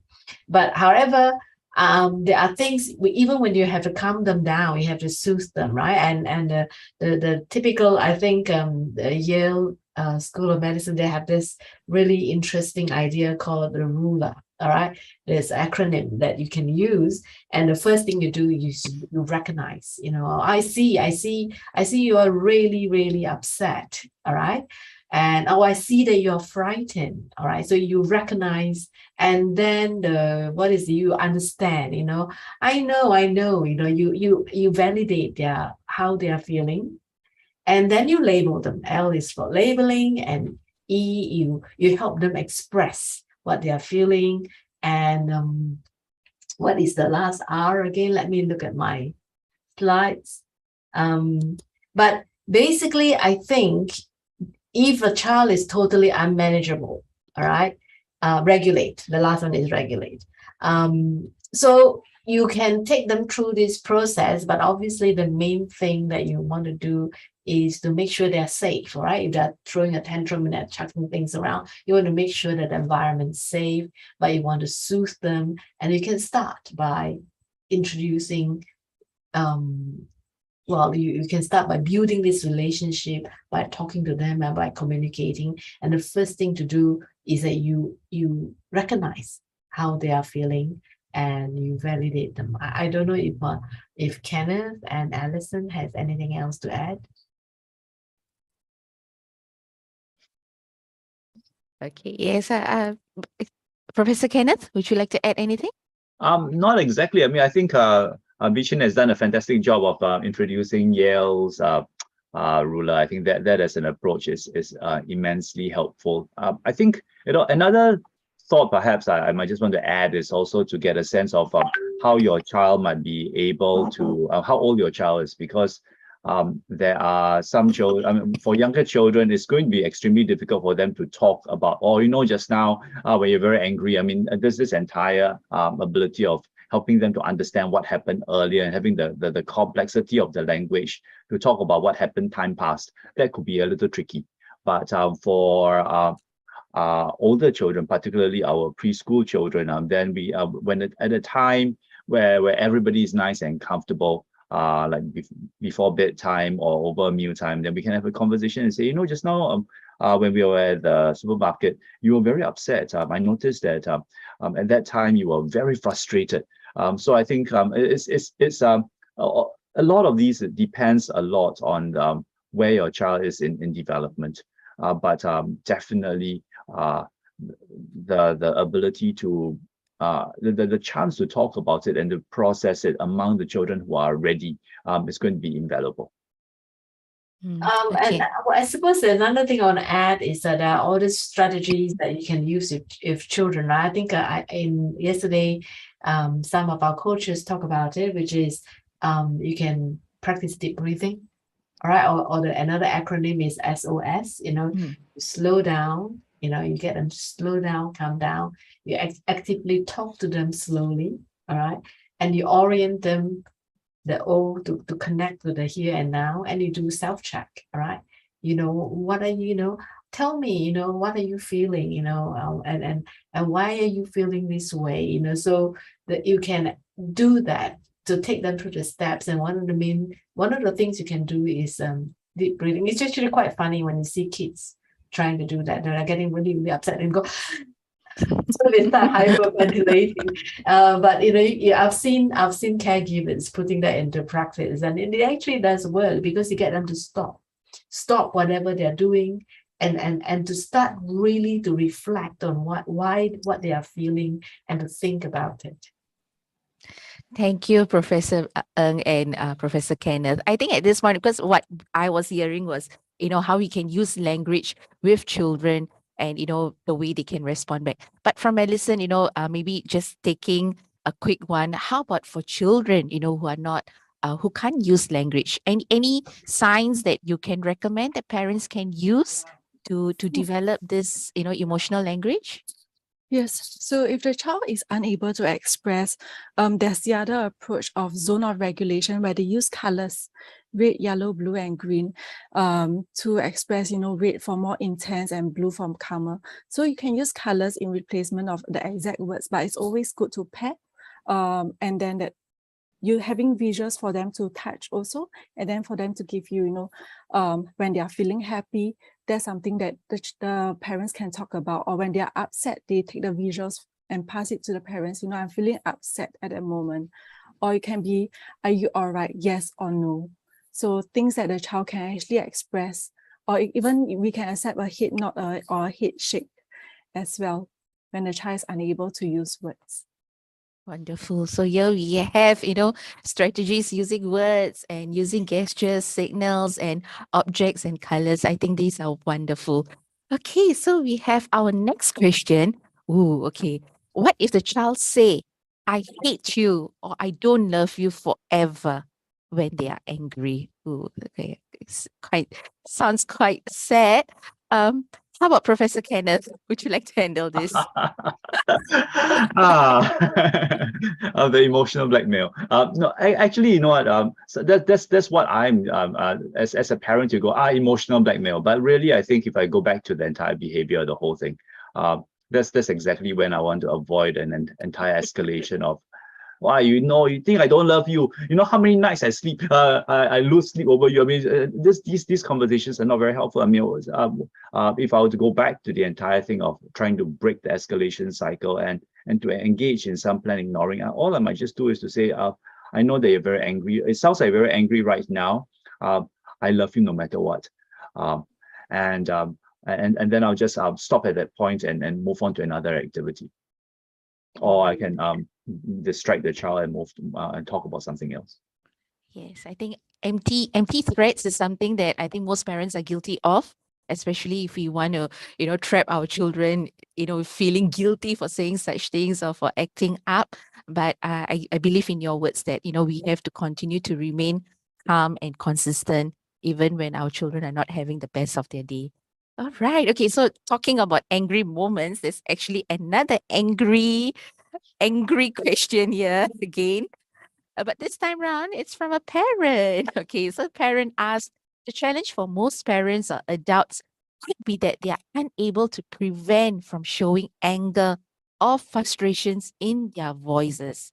Any tips on how parents can continue to show the warmth in their language or voice despite difficult times? So we have another spectrum here from a parent's point of view. How about Professor Ng? Would you like to handle this? Oh, well, I mean, we are not saints, right? I'm a parent too. So, of course, but I think is to actively know it yourself, because I think one of the things that we forget is that we are creatures of habit, right? So we probably did not have the kind of emotional upbringing that we are preaching here. So we quickly, in moments of stress, revert to what we know. And I guess it's practice, right? Practice. You're not going to get it right the first time. But if every time you have a challenging situation, even in your own life, you stop, all right? And you again, you stop, you think, you slow down. And I guess the most important thing is not to match anger with anger, because that's all your child will hear. All right. You just have to be very calm no matter what. And if you cannot be calm, just leave the situation. All right. And that helps when you have other members in the family. And when one is not able to manage, the one adult will just move out and the other adult will move in.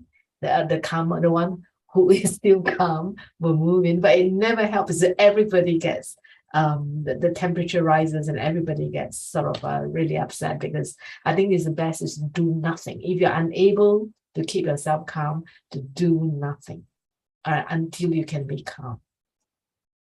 All right. Thank you. Can I add? Yeah, sure. I think this is when you get us excited. I think what Li Chen has talked about the both parents actually agreeing to work together, and so my wife and I both know that when we start to get very heated in our conversations with our children, the other person who's calmer can step in. And for us, we know that that's a signal to each other that maybe it's the time for me to take a step back. Another thought, and this is probably something not from the educator's side of things, but from the more psychological side, is that this also offers an opportunity for us to teach our children forgiveness. And so and for us, it's coming back to our child and saying, you know what, just now when we had that at the supermarket, I raised my voice at you just because I was very angry. That's not right. I hope that you forgive me. And so it's not losing face as a parent, but we're actually teaching a very important skill down here, that we can seek for forgiveness, and that as a family, and we build in this conflict resolution skill in the family that will be very healing to your family in the longer term. Thank you. Thank you for that insightful thought, Professor Kenneth. But Alison, I mean, anything from you that, parents can use? I thought that was very powerful, that we can go back to our children and let them know, hey, I tripped up just now. Sometimes I also unable to control my emotions, and it shows that, let children know that we actually can make mistakes too. And sometimes, and what can we do after that? Perhaps, when you let your child know, they might even laugh at you. Haha, maybe mama, next time you can do something, ask for a hug or something. So it shows that you're also very real, and that they can relate to you better as well. Thank you. Thank you for being so empathetic, Alison. All right, I think we might have some time for the last question. So here it is. It says, the preschoolers relate strongly to the adults surrounding them. Does it mean they will form sort of permanent value and behavior after the age of 6 based on what they have been exposed to them? I reckon the person who wrote this probably feels that, if does this mean that, preschoolers, when they're exposed to negative behaviors, and then it kind of stays with them throughout because they have seen, they're so used to seeing negative behaviors. Professor Kenneth, would you like to take this? Thank you. I think that our preschool years are what we call a sensitive period in their life. Many of what happens early on do stick, and they serve as a model that our young people will take with them for many years of their development. Being a parent of teenagers, I have to say that not only this is experientially, but also supported by research, that there is a second period of change, and that's in adolescence. And I think it's a sensitive period, meaning that we can do a lot, but that is not the end. So and so for me as a parent, I know that it means that I will have to continue to build a strong relationship. It doesn't mean that just because I have done a good job, I can roll up my sleeve. I can just sit back and say, okay, done. No. Parents' job is for many years, and the interaction with our children may change when they become teenagers, may change when they become adults, but there is still that influence, and particularly in early childhood, and somewhat so as well in adolescence. So it will set a foundation, but it's by no means the only thing that we can do, or the only time. I hope your sharing has provided some kind of sense of comfort and assurance to the person who asked this. Yes. All right. Okay. I think because we are running short of time, and I really appreciate you taking the time to answer some of these questions, we are going to move on to inviting our NLB partner, Jade Teo, to share a few book recommendations that are relevant to our panel topic on communicating with children. Jade Teo?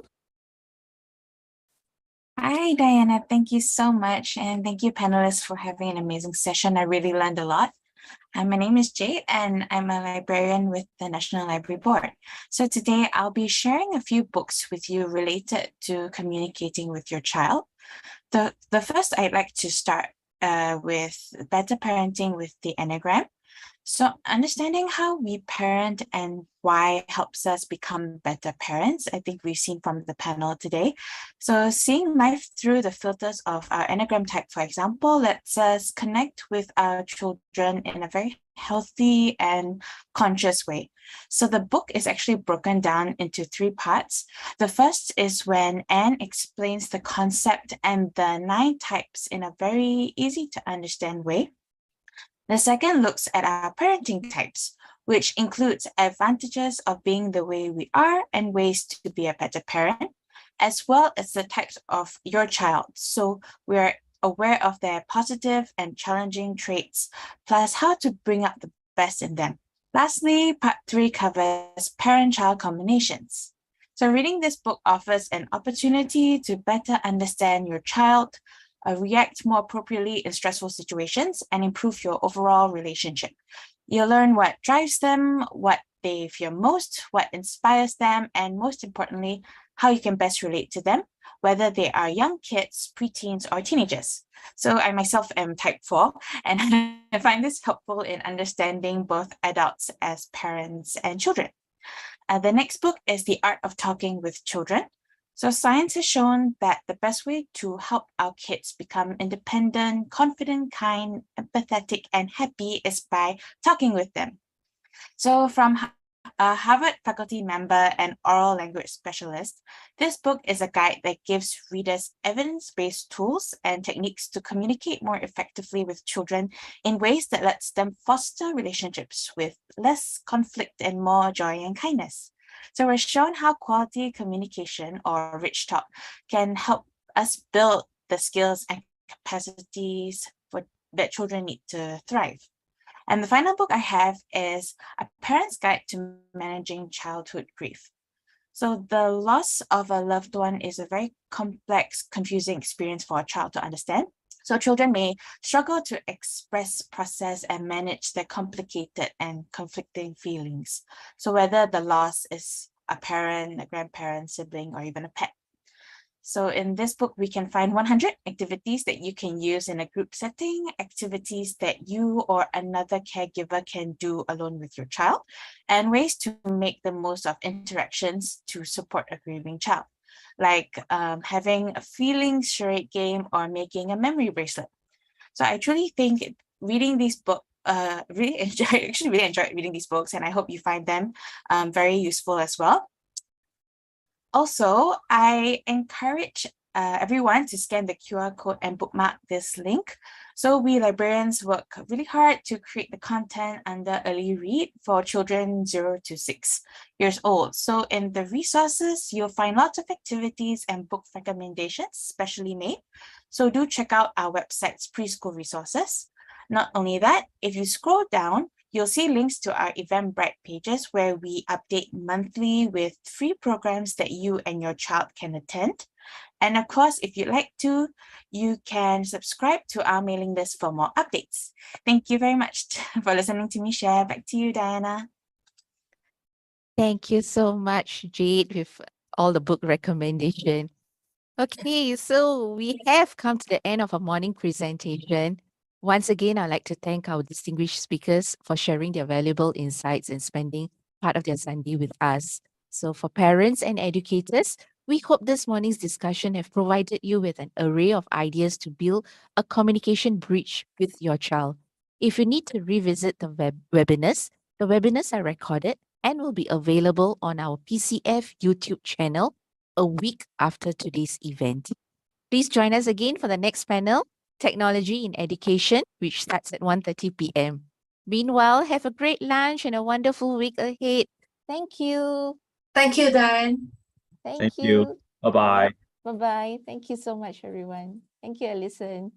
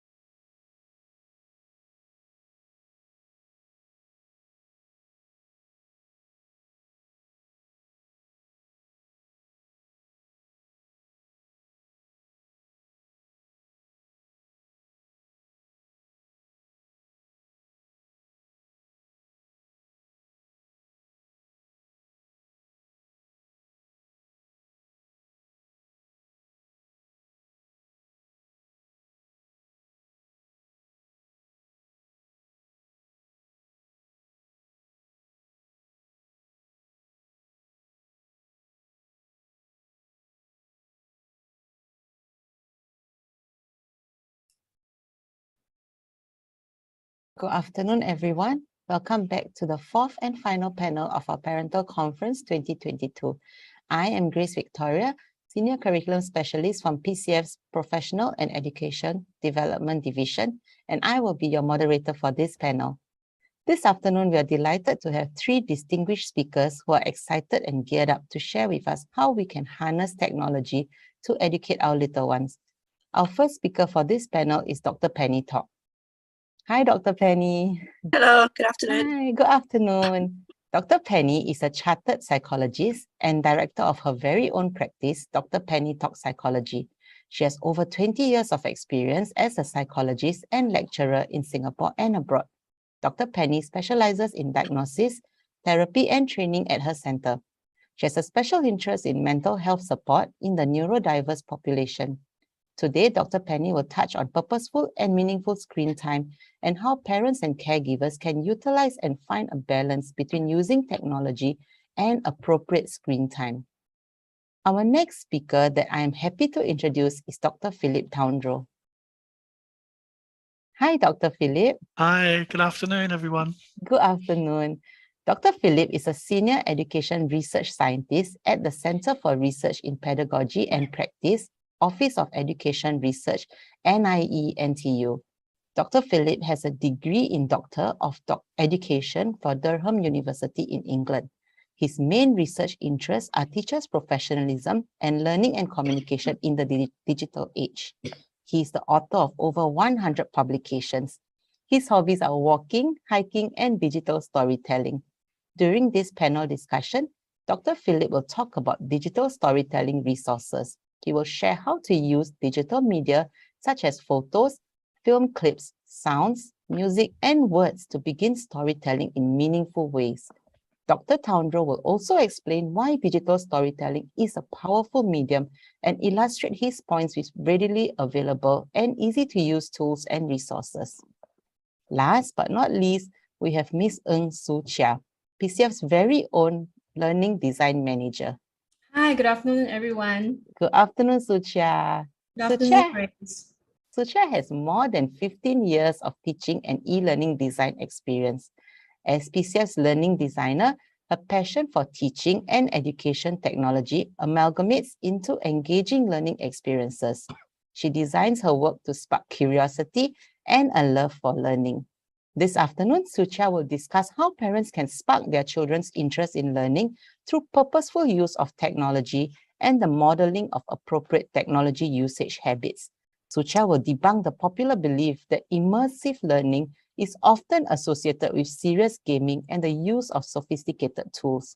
She will demonstrate how role-playing and storytelling can be carried out at home as an immersive and engaging learning activity. As our speakers are sharing their discussions, may I invite you to drop any questions that you may have for them into the chat. We will attempt to answer your questions in the Q&A segment later. Without further ado, let's warmly welcome our first panel speaker, Dr. Penny Tok. Over to you, Dr. Penny. Thank you, Grace. Let me share my screen. And I do apologize in advance. I thought that my voice would be fully back by today, but still not quite. So I apologize. But yes, okay. So today I'll be talking about purposeful and meaningful screen time. And I mean, just looking at the news over the last couple of years, and I think particularly since COVID, you'll see all these news articles, and this is just limited to a quick 5-minute Google search that I did about articles that have come up recently. So you'll see it's like what guidelines or new guidelines have come up now with regard to screen time exposure. And that has now, sorry about my slides, that has now led to the new 24-hour activity guidelines for early childhood. And you can easily, anyone who is interested can easily access this. You can do a quick Google search, or you can even just go to KK Women's and Children's Hospital, and the guidelines are there. This is a long process that the Medical Council has taken together with pediatrics, and just looking at international standards as well as the Singapore context about what would be useful guidelines for parents here. So I won't go into much detail because you can just easily hop onto the website, but you'll see, for example, for toddlers, accumulate at least 180 minutes of physical play. For preschoolers in the next column, similarly, 180 minutes. I definitely don't have that same level of energy as the kids do. But the more the better. And recreational screen viewing time is limited to less than 1 hour. So I'm not one of those parents or professionals that will go, no, screen time, not at all. I think it's really all about finding that balance. And it's a bit ironic that I'm right now talking to you about purposeful and meaningful screen time, and my children are outside in the lounge watching TV because we need to keep them quiet while I'm doing this. So it's a bit of an irony that now they're watching, I don't know what they're watching, but their fathers got them on TV just so that they'll be quiet for my section today. And then after this, they'll take a break while, the rest are speaking. And then towards the end Q&A, we've already timed it. They'll go back on the screen so that they'll be quiet again. Right, so that's what I want to talk about today. So we know different people, different ideas from an educational point of view. So then the question becomes, okay, so from a psychological point of view, then what do we think? What does psychology think about screen time? So just to really summarize some of the things that are out there right now, because you look at the different associations, Singapore Psychological Society has their views and all the different ones around the world. So let's look at the negative side. Okay, so the not so good things, we know that physical health, motor skills.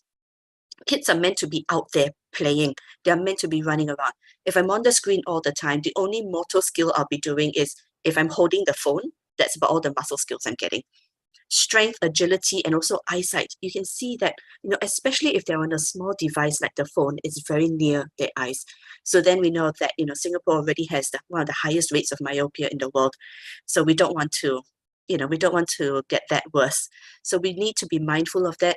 Studies have consistently shown that children who spend a lot of time on their screens actually develop smaller vocabulary. They're not very good at problem solving. And then the last part, attention span is a bit shorter because I'm constantly entertained. Right? And then when they're bored, they don't know what to do when they're bored because they're so used to having the screens. Now, but it's also not all doom and gloom. So if I look at the positive side effects, there are research that shows that there are positive influences from screen time. Children these days are so tech savvy, right? My children haven't learned how to unlock my phone yet because everything is by my finger. So they always call it mommy's magic finger, whereas nothing else works. But sooner or later, they'll be able to learn how to bypass all these codes, and then I'll be in trouble, right? They do develop a deeper understanding of a topic, and then they have a larger worldview because, they just go online to get information from anywhere in the world. And we know that teachers at school use, they're very careful with what they use on screen time, but that also enhances the children's learning while they are at school. So we know that there are pros, there are cons, just like everything else around us. So then the question becomes, what exactly is our definition of screen time before we go on any further? So any activity done on an electronic device with a screen, be it a laptop, mobile phones, tablets, standalone PCs, so anything with that screen that they are looking at. So even now, what we are doing, it's screen time. But of course, the screen time then gets divided into different types of screen time consumption. Passive screen time is what my kids are doing now, sitting there watching TV. Them running away when the dinosaur comes up, that still doesn't count as exercise, okay, because it's still very passive. But interactive screen time, passive screen time, they're just sitting, watching. They're not contributing very much to it. Interactive screen time is when they're playing games. So when, like my primary school kid, when he goes, he says, oh, mommy, can I log into Blue Kit? Can I log into, all these activities that the school uses, or even SLS when he goes to access his online learning. My son's Chinese tuition is also online, but that's simply because mommy and daddy are lazy and have no time to bring him to classes, right? So we choose these very carefully, but that's more of an interactive consumption of screen time. Then we have for communication. So of course, the profile of the kids we're talking about today or focusing on are a little bit too young to be using a lot of social media. But as they grow older, that's where they'll be using. My kids use their phones. They're only allowed limited times. If let's say they want to send grandma a message, and then they'll use my phone. They can't spell, so they just use all the pictures and the icons or GIFs and use that for communication. And then as they get older, then it's content creation. Of course, even now, some of the younger kids are getting very good at using it for digital art, or there are lots of apps out there, that they can use and they'll talk about. And I'll leave Su Chia to talk about more, in terms of immersive use. But these are the core things when we talk about screen time. So then the bigger question for today is, what is purposeful and meaningful screen time? So how do we make something, purposeful? So purposeful is when it is conscious. So I'm not just letting them go on the TV or go on the screen and play games for endless amount of time. I'm a bit mindful about the reasons why they're going on a screen. How do I then make it meaningful? So purposeful is with intent. Meaningful is when there's some form of value to it, right? It's not just blobbing, but sometimes blobbing, especially for adults, it can be meaningful. So then it's just all about how do I merge these two and how do I be mindful then when it comes to their use. So consciousness of what they're using, why they're using, and also the value that it might bring to them when they're using it. So the first question then becomes, why are they using their screens to begin with? And one of the things which we want to change is not just looking at screen time, but screen purpose. So there's a purpose for it. And then what exactly is that purpose? Is it educational? Is it because they're bored? For our own sanity? I mean, I definitely will be the first one to raise my hands when I've put my kids on the screen, just purely for my own sanity. Right? Today is a rainy day, for example. They're supposed to be out. Football class is cancelled. Everyone is stuck at home and going insane. So sometimes we just need to use that, but again, it's limited use. Or is it supplemental? So I'm talking about a topic and I'm supplementing screen time because of this. So for example, my children were talking about, we've got lots of butterflies laying eggs on our lemon tree. And so then they'll go, but I want to see what does it turn into, after this, what's the next stage? And then I've forgotten my science and I forgot, after the egg, what happens next? What does it look like? But we've looked at the chrysalis and go, is it dead? How long does it take? So then sometimes we use that screen time as a joint family activity to go, okay, mommy's forgotten. Let's go online and see what is the life cycle of a butterfly. It's also very important as part of the purposeful screen time is to think about what device you're using. As I mentioned earlier, if I'm looking at a mobile phone, use it only when you are literally mobile. So when you're out and about, the bus is taking a long time, they're running insane. If you have to put them on the phone, if you have to, then of course use the mobile. But when you're at home, when they have the time, ideal situation for me is always big is better because I'm not straining my eyes, it's further apart, and you see the whole picture. Because one of the things about mobile is that everything gives us a very narrow perception of things. So if you can, be mindful of what device the children are on if they're using a screen time, if they're going on screen time. And then choose what material they're watching. Singapore Media Advisory has very good and very clear guidelines. You go on Netflix, it tells you whether it's PG, it's FAT, it's G, or R21.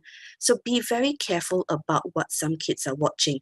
I get quite shocked when some of my kids come into my center and then they say, oh yeah, Auntie Penny, have you watched the latest Deadpool? And I'm like, what? You're 6. Even I couldn't stand Deadpool. I literally watched Deadpool for 6 minutes and I turned it off. So we need to be very careful what the kids are watching because even if they don't get nightmares, they can't really process what is going on screen.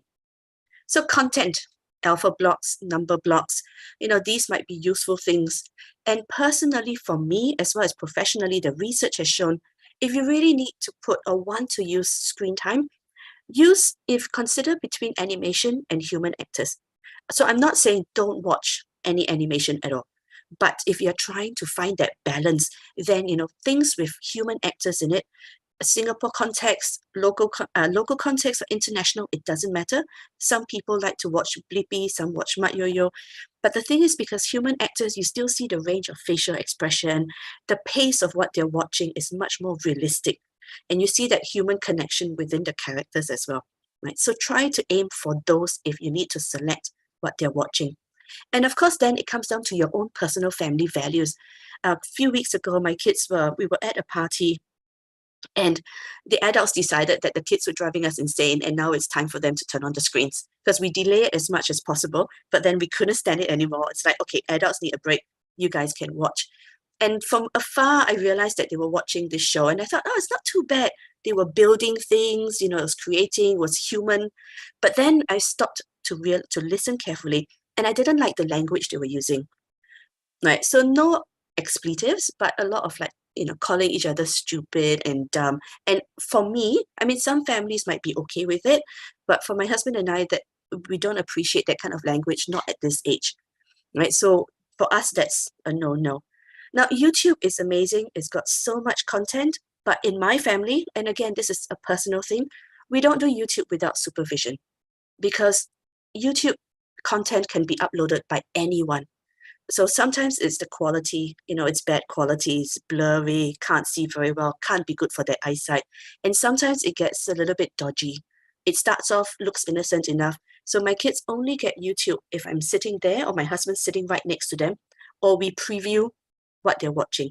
And because also YouTube, it stops and then something else automatically starts. I can't control it as much. So I can't be as mindful about what they're watching.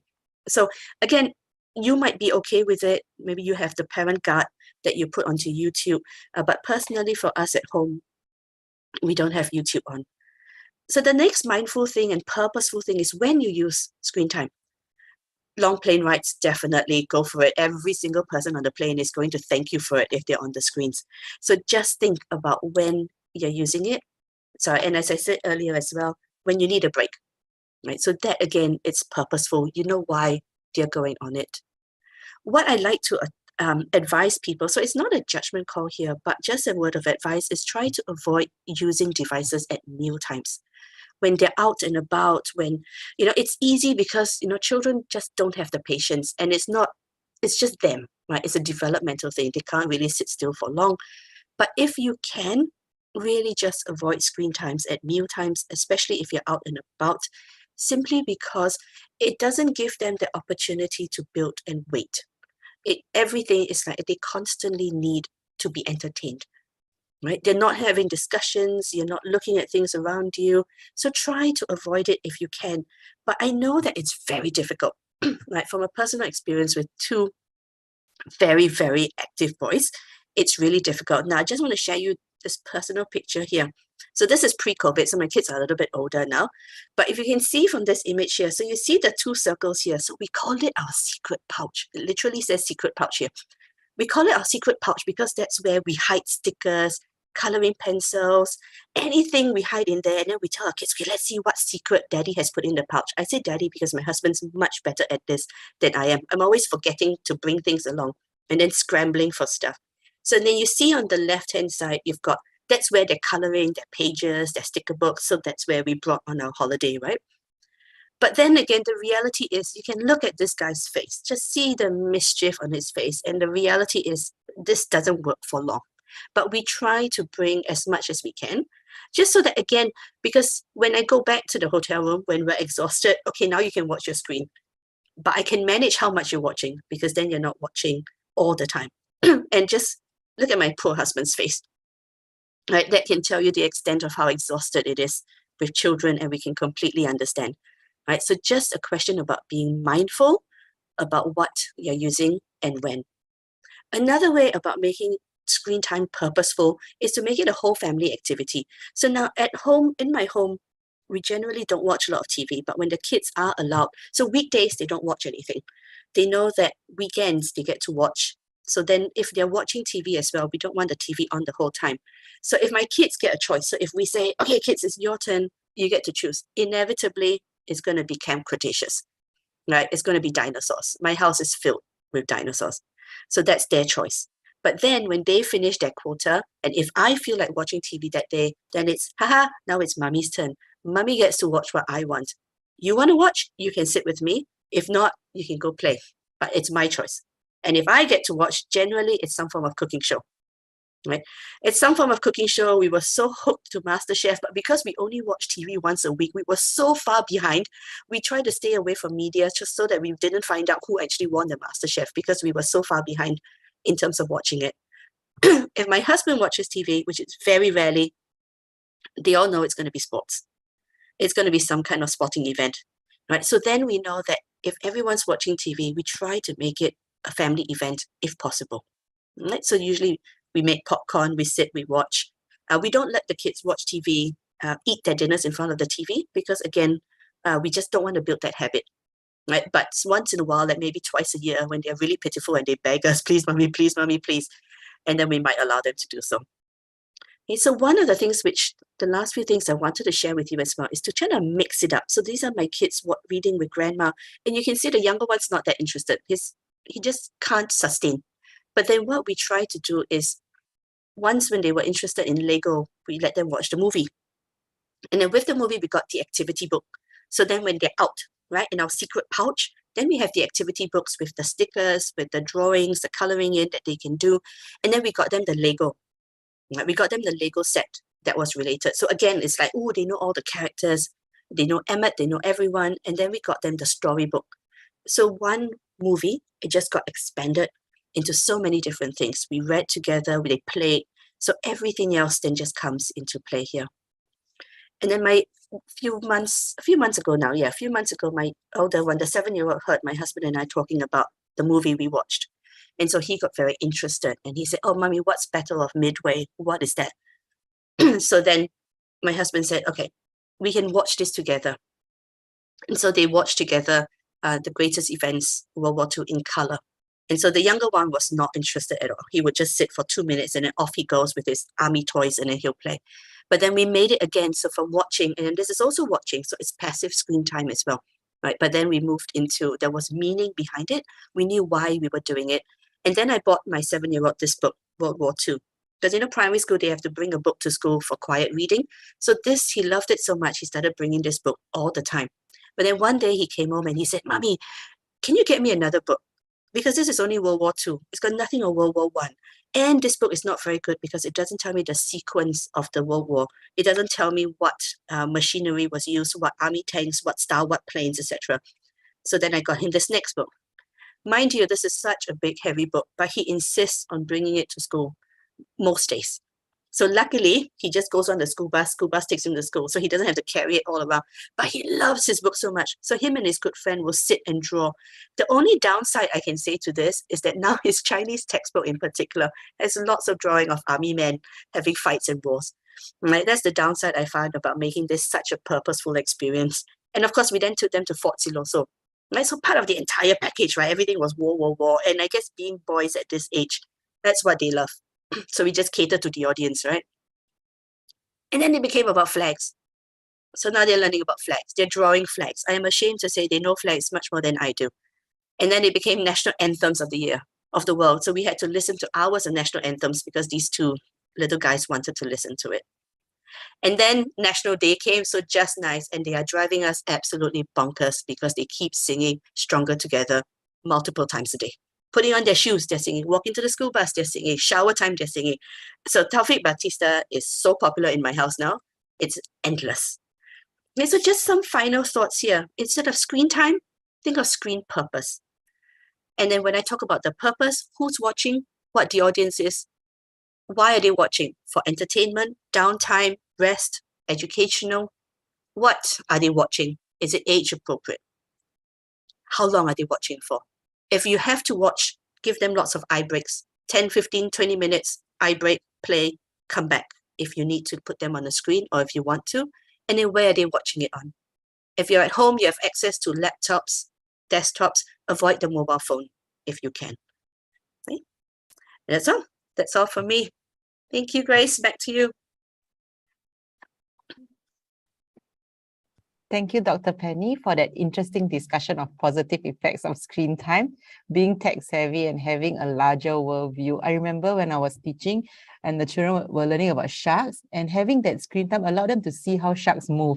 And suddenly we had such a big view of the world, which they wouldn't have been able to see without that screen time, right? So, and also for the reminder, for parents to think of screen purpose, the what's, whys, and whens of using screen time. So parents, as Dr. Penny shared with us, according to the activity guidelines, most children should be having less than an hour screen time daily. So this will bring us very seamlessly into Dr. Taundro's sharing next, where we will hear more about digital storytelling resources we can use with our children so that we can make this short time that we have meaningful. So Dr. Taundro, I would like to invite you for your discussion next. So over to you, Dr. Philip. Okay, thank you very much. Let me share my screen.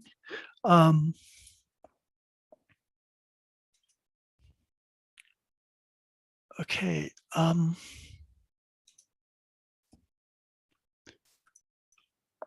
So today I'd like to talk about digital storytelling and digital storytelling resources. And I think my presentation and content follows on from Dr. Penny in many ways. Yeah, I'm interested too in this whole idea of trying to make screen time purposeful and meaningful.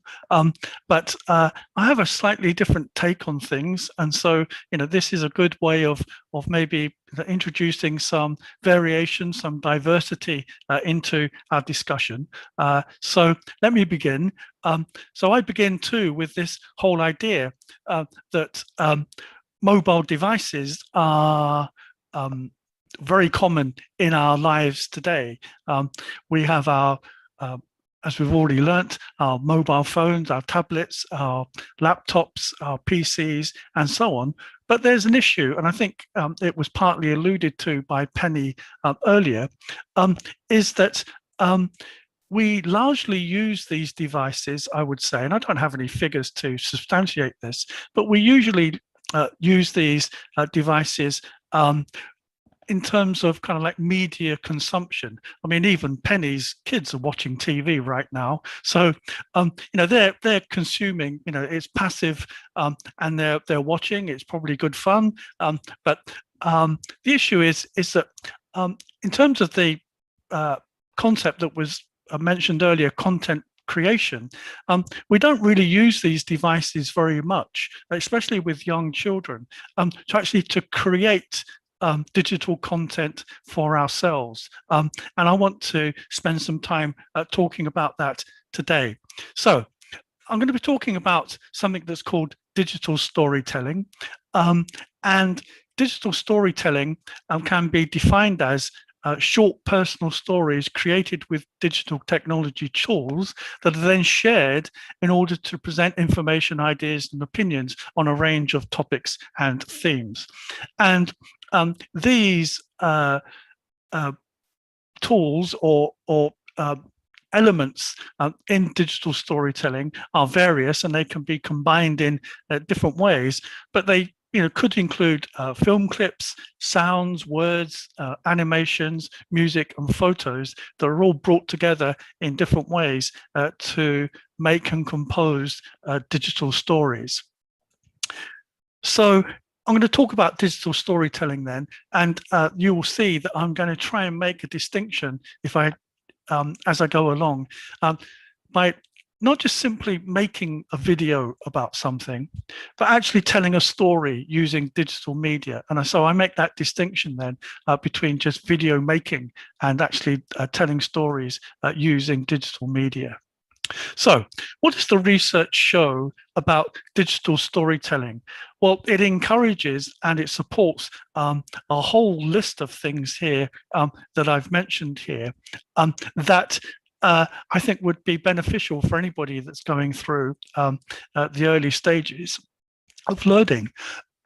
So we've got, for example, living and learning together, relationship building, independent learning, creativity, critical thinking, learning through experience, language and communication, personalization, social and emotional learning, information technology skills, of course, and maybe most importantly for us today, fun. So we can use digital storytelling then in all of these different ways, but in order to do that, I think it's important for everybody to know that it can't just be, by accident. It's got to be something that is purposeful, and it's got to be something that is intentional. But if you go about it in a certain kind of way, then these benefits can accrue to you as you're going along. Now, I want to show you an example of a little bit of a digital story that was made by two children and their mother.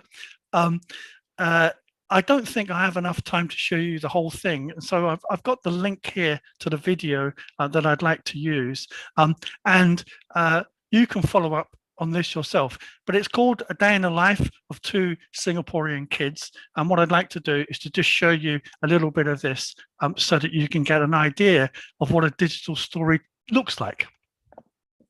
So let me just try and get to that now.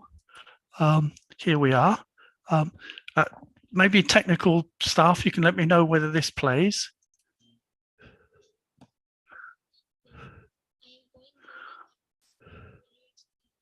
Okay, great.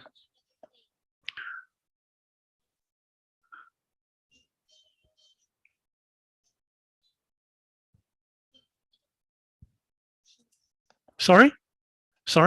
You? Oh, okay. I tried to follow your advice, but I knew that it wasn't good. I wasn't confident in doing it that way. Let me go back.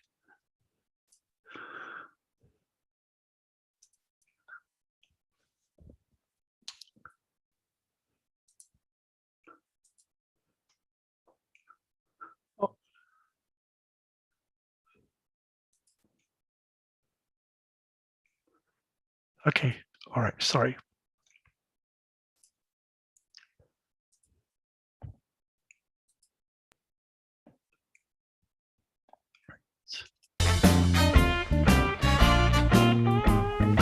It's a Wednesday today. I am going bowling after school with Yaya and Kai Kai. Mama doesn't play. She said the bowling ball is too heavy for her. We went to the counter to rent the shoes. Both Yaya and I are size 7 and Kai Kai is size 5. We had to put our names into the machine. We were taking 2 lanes there. Yaya was on one lane, Kai Kai and I took the other lane. We went to choose our bowling balls. Kai Kai and I took size.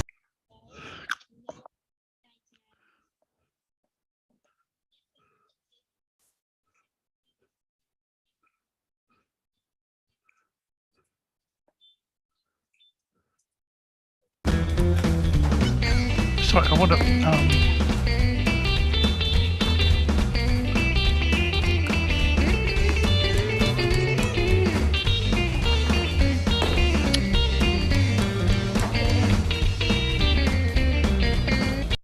Okay, let me stop that. All right, okay, and let me go back to my slides.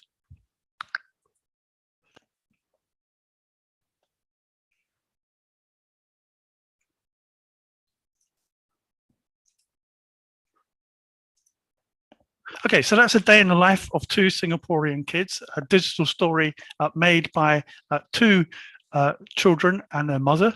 And what I want to say about this is that, you know, we all have this experience of sort of Hollywood and, you know, what Hollywood production looks like. But these kinds of stories that children make, they're not really, you know, sort of meant to be anything that tries to emulate or reproduce, you know, a Hollywood style movie. What's important here is to focus more on the content and the stories that are being told. And so I think that's really important to do that. We're not in the business of making professional movies. We simply want to tell a story using the digital media. So I want to mention very quickly now a couple of mobile editing apps that you can use on a tablet or a mobile phone that you might want to consider using if you were interested in making a digital story with a young child.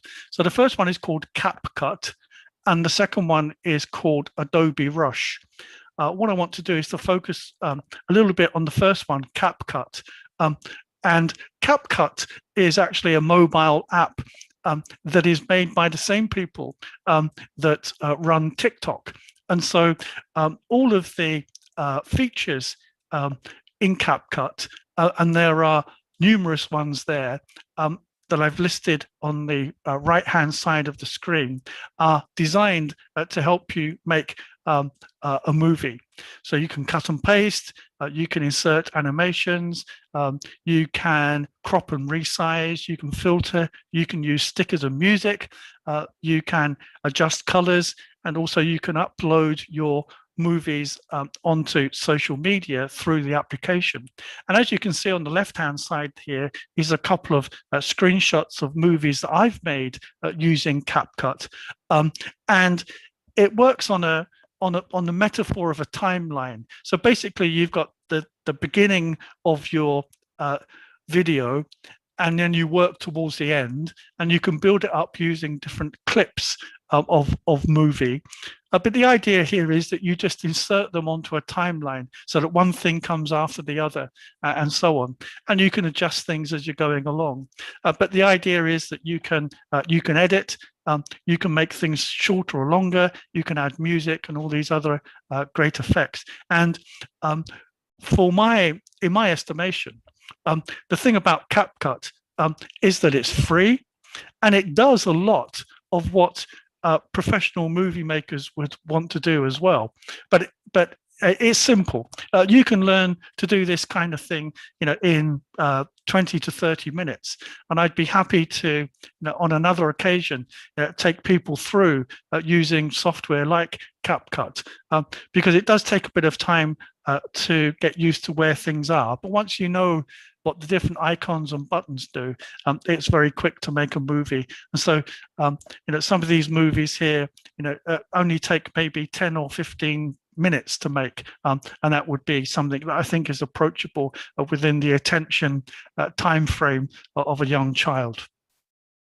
Now, what else can you do with the movies once you've made them? So some other resources that you might want to think about with digital media are uploading these your videos onto social media, Facebook, Instagram, TikTok, Twitter, and YouTube. Of course, there's a children's version of YouTube too, called YouTube Kids, and so that might be something that you might want to consider as well. But many people do it. Hundreds of thousands of people do it all of the time, and I think that it gives a certain kind of purpose to digital storytelling if you can share your stories with other people. Some other things that you might want to consider is that there are other kinds of free resources for adults or caregivers and kids to use, especially if you're not really going to go for making all of the resources yourself. So if you're not filming everything yourself, or if you're not making your own music or taking your own photographs, then you might want to find images. And here are the names of 3 websites where you can download free images: Shutterstock, Clip Art Libraries, and the Clip Art World. There might be some places where you want to get music. And of course, there is the YouTube Audio Library, which is a fantastic resource for music and sound effects. Once you start uploading videos onto YouTube, and you are a YouTube creator, you can get access to the YouTube Audio Library. And then for if you want to get other kinds of music, there's another website called Bandcamp and another one called SoundCloud, which you might also want to consider using. But I think the thing that is really important with all of these resources is to remember that if you are not creating your own videos or music yourself, then you may need to ask for permission to use a piece of material if you are not the owner of it yourself. So we want to use free resources, but we want to be ethical in our use of media so that we don't upset other people by taking their things and using them without permission. So let me just say this then, is that digital storytelling adventures can be rich learning experiences, and you're really only a few clicks away from making that a reality.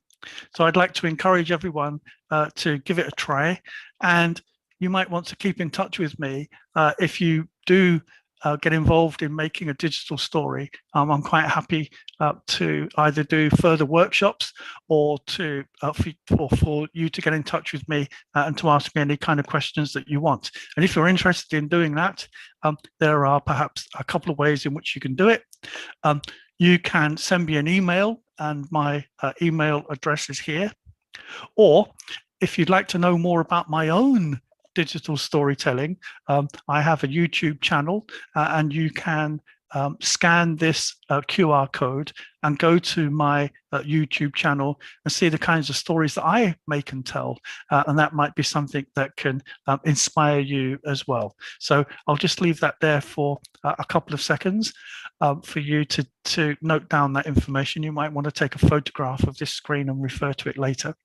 But please accept my apologies for that slight technical issue there with the video. I hope you got to watch it well. You can always go back and watch it again, watch the full thing and see how those kids enjoyed the rest of their day at the bowling alley. But I'll leave it there, and I'll turn the time over to for questions later, and also to the next presenter. Thank you.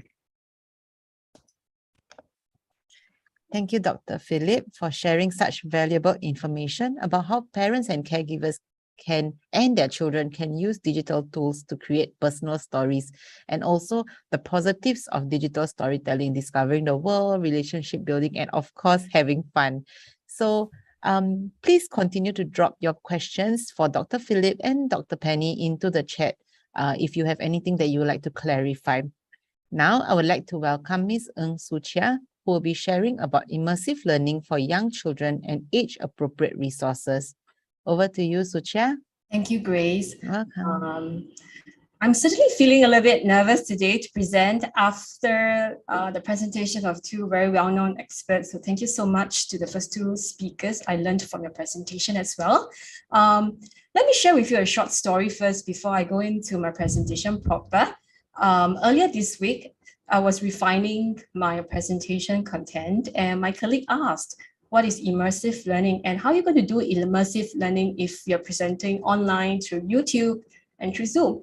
So that's the part I was very nervous. So I showed them a map, and I kind of make a prediction on Monday that, on the Sunday that when we are presenting, it will rain cats and dogs. So this morning at 6 and 7 a.m., around 7, close to 7 a.m., my colleague texted me and said, you should have just guessed something that would bring us monetary returns, money in turn, instead of just guessing the weather. So it did rain cats and dogs today. So with that, yes, today's presentation on immersive learning will touch on storm chasing, will touch about storm. Hopefully, I do not jinx the weather for the next few days if you do have some sunny weather activities to come. I'm also going to take a risk today because the title of my presentation today is on immersive learning. I will actually run this session as an immersive learning itself, an experience. So what I'm going to do is in about 5 seconds time, I will show a QR code. If you have got a mobile phone, and I'm inviting colleagues and fellow presenters to whip up your mobile phone as well, to take a snapshot, scan the QR code, all right? And then keep the mobile phone beside you because I'll be referring to it quite frequently for today's presentation, all right? So ready? I'm going to share screen right now. Okay, just a moment. Are you able to see the QR code? Yes? Okay, so I'm going to take a pause a few seconds here. Just scan it. No worries. I will not be taking any snapshot of any identity. Just go with the flow. It's a Sunday. We have only a few hours left before the start of a new work day. So just immerse with me, all right? In this presentation. Okay, so for those of us who didn't manage to scan the QR code, not a worry. In between my presentation, I'll be still flashing the QR code. So without further ado, let's go to the main presentation proper. Okay, just like to know if you're able to see my presentation or you're still staring at the QR code. Okay, just give me a second. Give me a second. Okay. Presentation now? Okay, thank you so much. So we're going to talk about immersive learning. And yes, the subtitle of my presentation is Storm Chasing. So Okay, suddenly it refused. Okay, so allow me, just give me a few seconds to go into my techie stuff. I would like to introduce this word to you known as technology affordance. Let me unpack and explain to you in very simple terms. Technology affordance refers to a certain learned behavior or a certain skill, or even as a certain idea that develop or you could learn just because you use a technology. Able to follow me? I will revisit this definition shortly, but technology affordance means a desired behavior, an idea, or a learning that occurs as a result of our technology use. So actually, this follows quite closely to what Dr. Penny had shared earlier, meaningful and purposeful use of technology. All right, so next.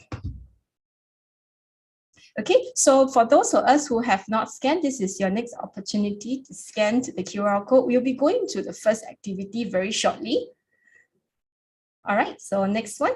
Okay, so let me take you through today's presentation. I would like to call it a journey. I'd like to take you through a journey as though you are part of the immersive learning. So here's the journey that we're going to go through. First, I'll take you through what immersive learning is. Then we will straight away assume the role of a natural explorer. Okay. After that, we will go storm chasing. We will end the whole storm chasing experience by being a newsreader.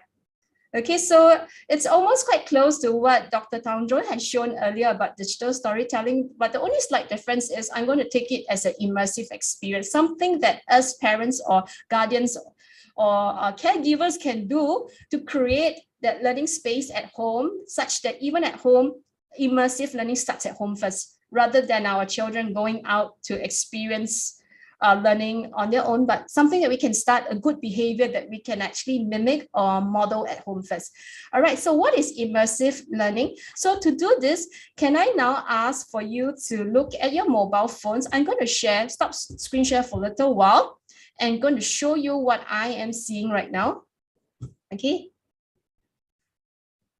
So pardon me, there's a lot of switching between screens. Bear with me for a little while. Okay. All right, so which of the following best describe what immersive learning is to you? No right or wrong answer, just treat it as a poll.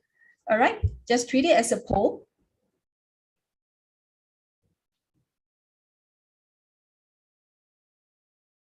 Okay, so we have quite a fair bit, close to 70, more than 63% who says that immersive learning involves, for instance, outdoor learning in the garden, right? No right or wrong answers, but I'm actually very encouraged with what the results we are seeing here, that most of us has choose outdoor learning in the garden.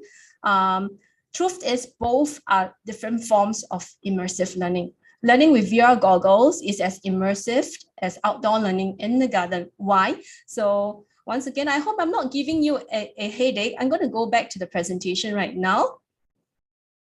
Okay, so I'm going to go back to the, I really genuinely hope that I'm not giving you a headache with the screen changes. Okay, so just give me a moment.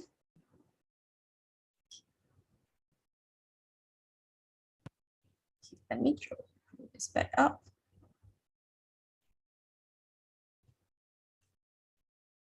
Just a moment. Okay.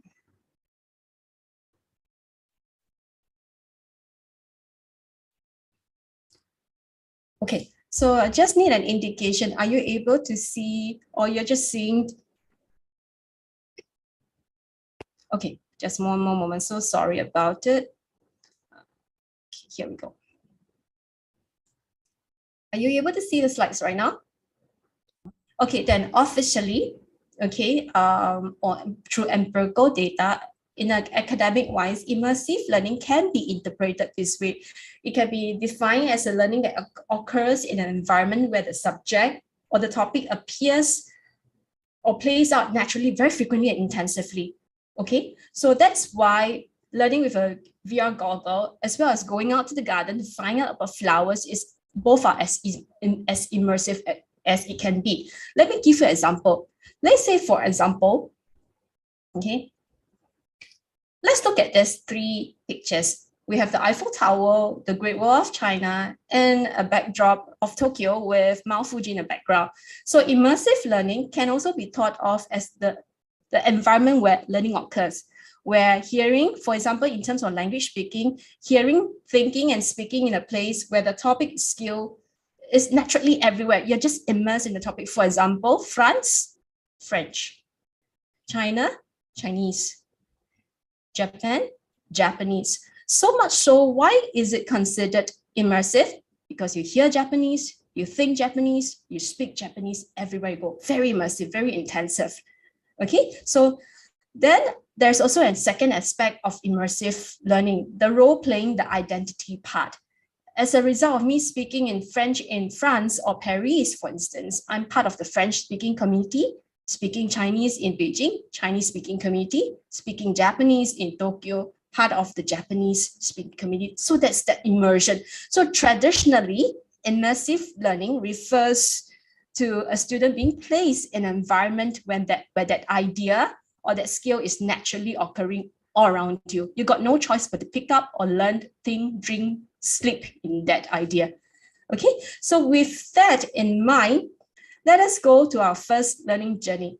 So can we do immersive learning at home? Possible, but let's bear in mind, because we are working with very, very young children, any form of learning has to be administered, planned, or organized by parents or a caregiver.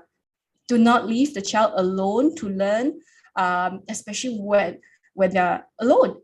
Okay, to make this purposeful, let's go on a natural exploring. So the context, I'm building the environment here. The environment here, we're going to go on a natural exploring tour. So therefore, the role that our children are going to give them an identity is, we will see our children as explorers. Okay, so how do we make this an immersive learning activity? The tools that we need is, in this instant, mobile phone. I will demonstrate to you how we can use Google image search. And then there's a social platform now for adults.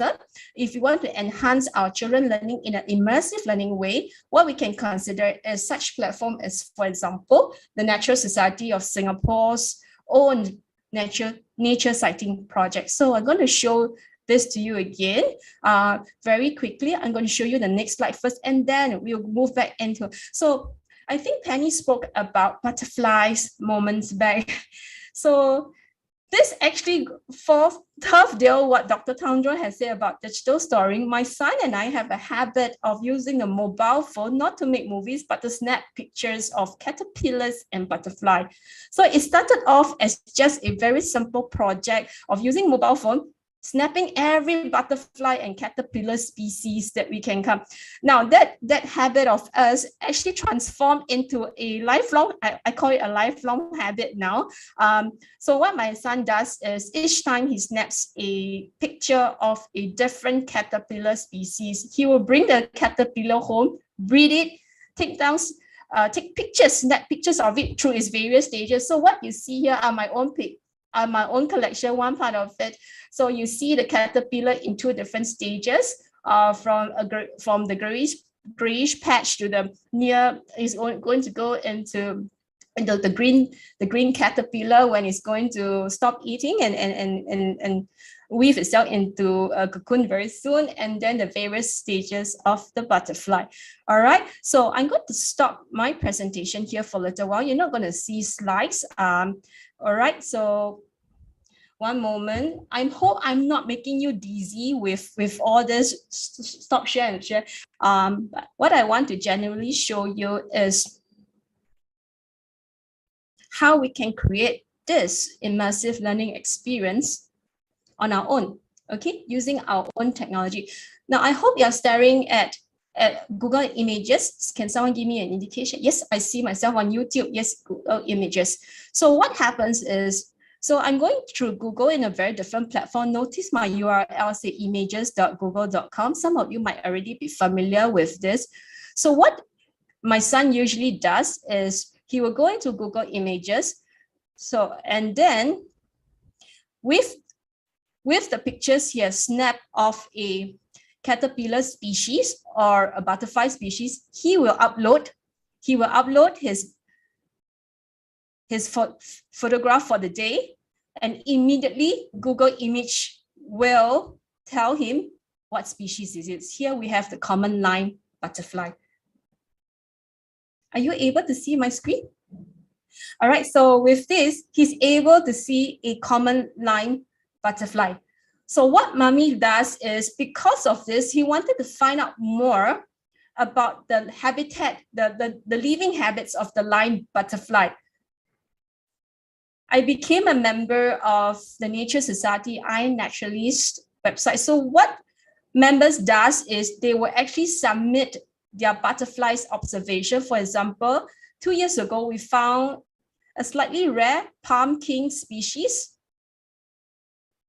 I submitted it, and members of the Nature Society gave us the scientific name, okay, as well as provided us with information of where the butterflies can be spotted on the island. To this day, the palm king can only be spotted at the southern tip in the north, close to the northern tip of Singapore Island. All right, so then now that said, let us go back to WooClap. All right, so I've just shown you a picture of a butterfly. So I'm going to show this to you once again. Very quickly, this is a, what species is this? I'm going to give it a try, or wait a little while to see the answers and then hop on the wagon of popular is the most answer. So this butterfly, so what is this species?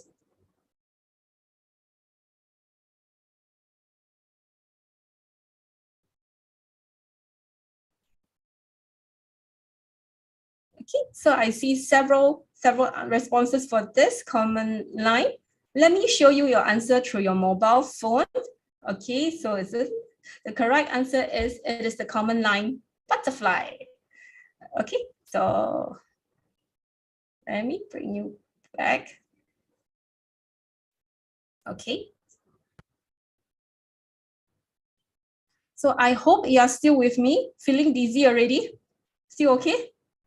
I hope still okay. Okay, so that we have seen the first immersion that can take place. Very simply, is done using very simple technology, the camera function of our mobile phones, and then submitting our pictures onto Google Images, and harnessing the power of technology to tell us what species of the butterfly, being part of a community that tells us where this butterfly could be further spotted. So what I'm trying to show you here is Google Images do not just work with butterflies. You can actually use it to submit flower species, and even tree species as well. Because of this, because of the technology used, we are encouraging curiosity, scientific way of making observation, discovery, analysis, and having that parent-child communication. What species do you think it is? Where can we find this butterfly? And that love for nature. So what happens in my son's case is, because of this use of technology, he absolutely loves going into the outdoors. You can find him among the bushes because he's trying to find another caterpillar species. All right, so next is we're going to go on a storm chasing. This is the one that my colleague said I've jinxed the weather today. I shouldn't have made predictions that it will rain today. And yes, I will actually show you the apps that I've used to make the weather prediction today. So activity suggestion number 2 goes on this way. We're going the identity, so the context, the social context is we're going to see this as our child being a storm chaser, finding out about the weather to make predictions. So what we need for this is a mobile device, and if possible, also a step tracker. The tools that I've used, those technological tools I use for this activity will be the NEA weather app and Zoom Earth. So without showing you the slide first, I would actually like to show you both apps. So I'm going to bring the apps all the way. Okay, so bear with me once again. I think you understand the drift right now. Do you need a breather? I'm changing screen so much that I'm actually worried if I'm making anyone dizzy. Okay, able to see what I'm seeing right now. So what I have here is NEA's website. I actually have got the app version. The app version is actually very cool because it tells you where you can find rain, where in Singapore you have got a higher lightning strike occurrence, and the weather prediction for the next few days. Okay, so I'm going to show you the tools first, but I'm going to explain the learning in social context very shortly. So this is NEA's website. And the second tool I'm going to show to you right now is known as Zoom Earth. Okay, so ready? So this is Zoom Earth. Are you looking at the eye of the typhoon right now? This is occurring live before us. Okay, so what I use this is usually for my students and even for my own nephew and son. I use this to explain about wind directions and where the typhoon is right now. So according to this, Japan is facing a very terrible storm right now. Can you see the eye of the storm? All right, so now let me go back to the presentation once again. Okay, let me go back to the presentation.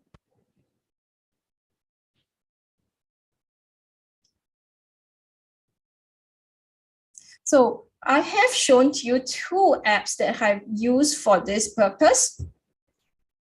Now, here is, I usually turn it into a social event or very family-driven event with my students and even the children in my care by asking a simple question: will it rain today?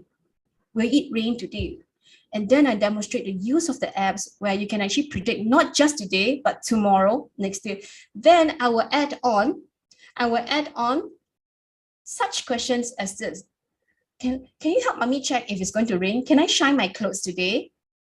How far are we from the destination from where it's going to rain? How long does it take for us to reach? Can we shine our laundry? Is today a great day for a picnic, or is today the perfect day, the cool day to have a nice warm pot of curry? Where is the typhoon right now? So it's actually the human aspect, the family aspect that make immersive learning so much more interesting and meaningful. Okay, so what we are encouraging here is curiosity, observation, discovery, problem solving, and even adapting to change. If it rains today, can we change the picnic to something else? Following me so far? Do you need a short briefer? Okay, finally, last part. So I promise to keep the time. All right, news reporting, mainly to cap up, to give a nice finale to our nature exploring. So we have the nature exploring, and then we have the storm chasing. So to top up that learning experience or that immersive learning experience, what I usually like to do is to end the whole experience with some reading material. All right, so it's still very adult driven, very caregiver driven, very guardian parental supported experience. So usually what I would do is I would choose learning resources that I can actually read together with my children or students in my care. So what are some resources I use for this to drive the immersive learning experience? So here I will give the identity of newsreader to our children. And the technology that we need is here, tablet or laptop, smartphone. More often than not, I will use Edge browser and even the NLB app. Let me demonstrate to you why. Okay, so just a moment.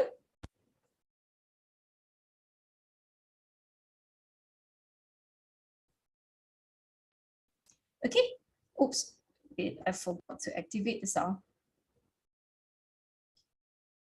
Okay, so let's say I've got this article from Channel News Asia, okay, that talks about plant. At the top right-hand corner, you will see this little icon that looks like a book with a speaker. I usually use this to go through to purposefully select articles, for example, related to nature, related to storm chasing. The moment I click on this, it converts the news article into a reader-friendly platform. Okay, for older children, I will go one step ahead, click on the grammar tools, and for example, switch on the verbs icon such that my child or my students will know what a verb is. Then I'll click on the reading aloud. I'll just show this a little bit to you. Living the plant-based life, growing appetite for vegan food in Singapore. It's not as hard to adopt a vegan diet now compared to before, with more options, awareness and support, says an organization that helps people. Okay, so I hope through that short display of immersive reader, we have a idea of how to use immersive reader online, but more importantly, why the usage of immersive reader. Let me show it to you right now. Okay, so here we go.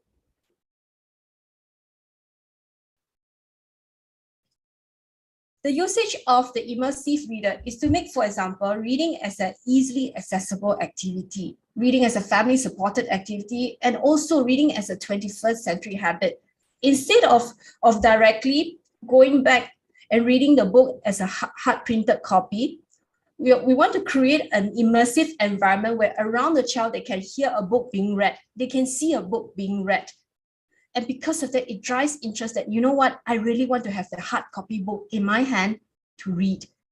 So can you imagine, we started with the journey with Nature Explorer, picking up butterfly samples and then going on the map to locate for the different butterflies that can be found on the island, and ending off with a book that reads to you what butterfly is. That is the bit of immersion that I hope to share with you today. Something that we can do at home that's purposeful, that because of technology, the child actually wants to spend less time on technology to go out, for example, to find the actual butterfly species. Because of technology, I want to talk to mommy and daddy or grandma and grandpa more about the butterfly or the incoming storm that I predict will occur.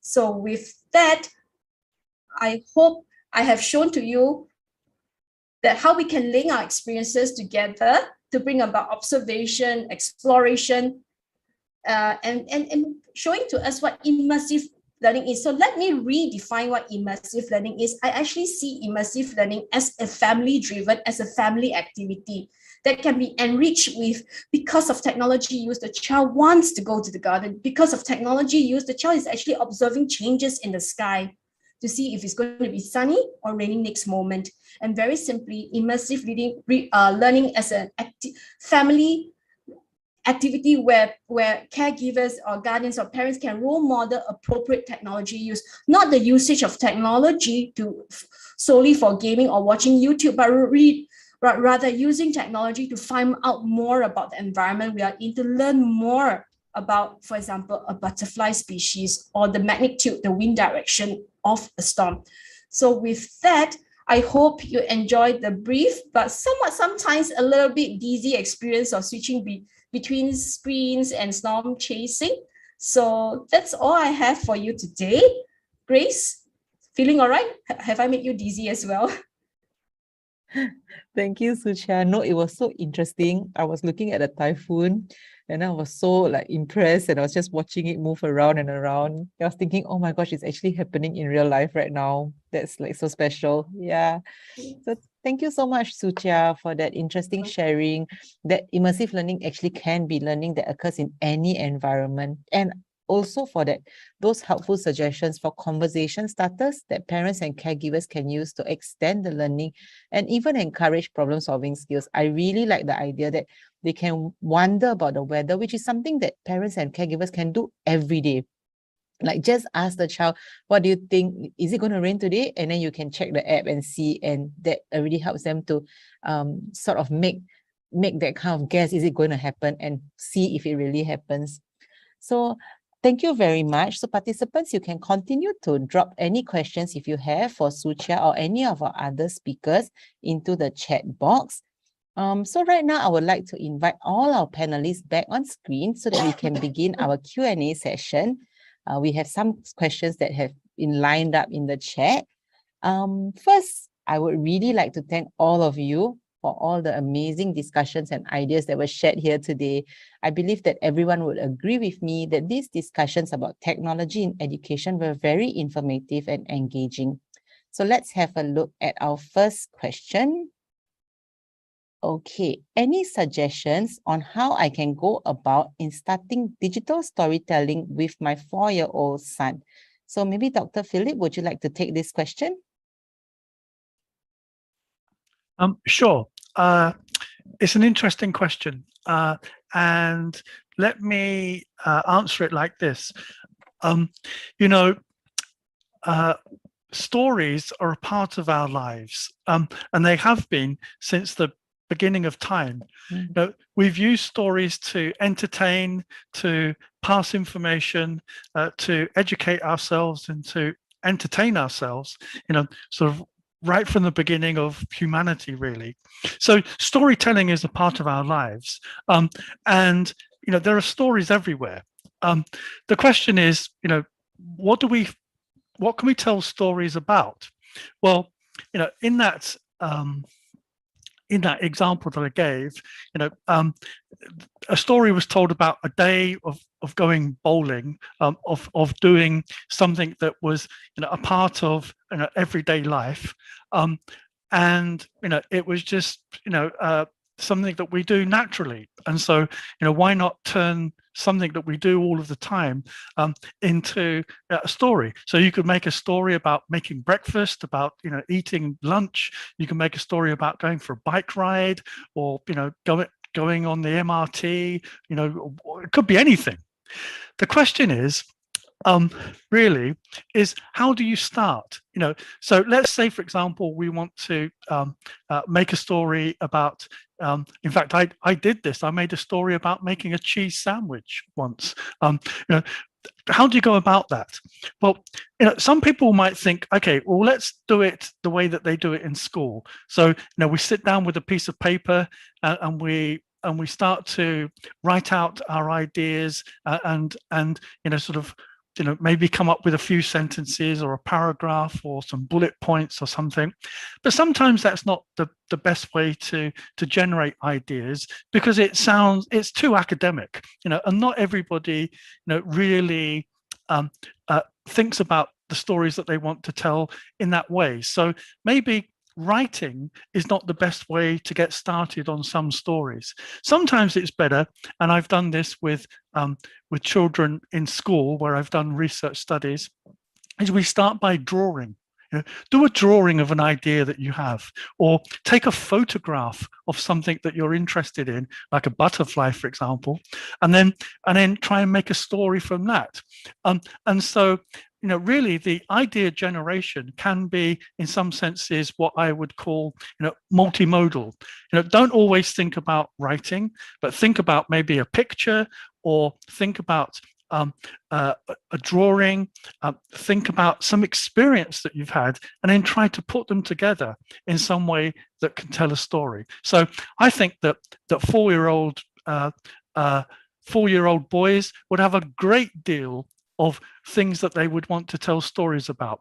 You know, the toys that they play with, you know, the people that they meet, you know, the television programs that they watch, the food that they like, anything could be the subject of a story that you might want to build up, you know, as you go through your sort of daily lives. That's interesting, Dr. Philip. Just wondering, from myself, I was just thinking, would there be like maybe a minimum, like an age group where, you know, that you could recommend that they can actually start doing this kind of digital storytelling with their children, where the children can also play a part in the content of the story? Would you recommend any age group? Well, I think that there are two considerations here. I mean, obviously, you know, once you can walk and talk, you know, I think that you can start to do these kinds of things more easily, you know, than if you're a baby in arms. So, you know, there is that.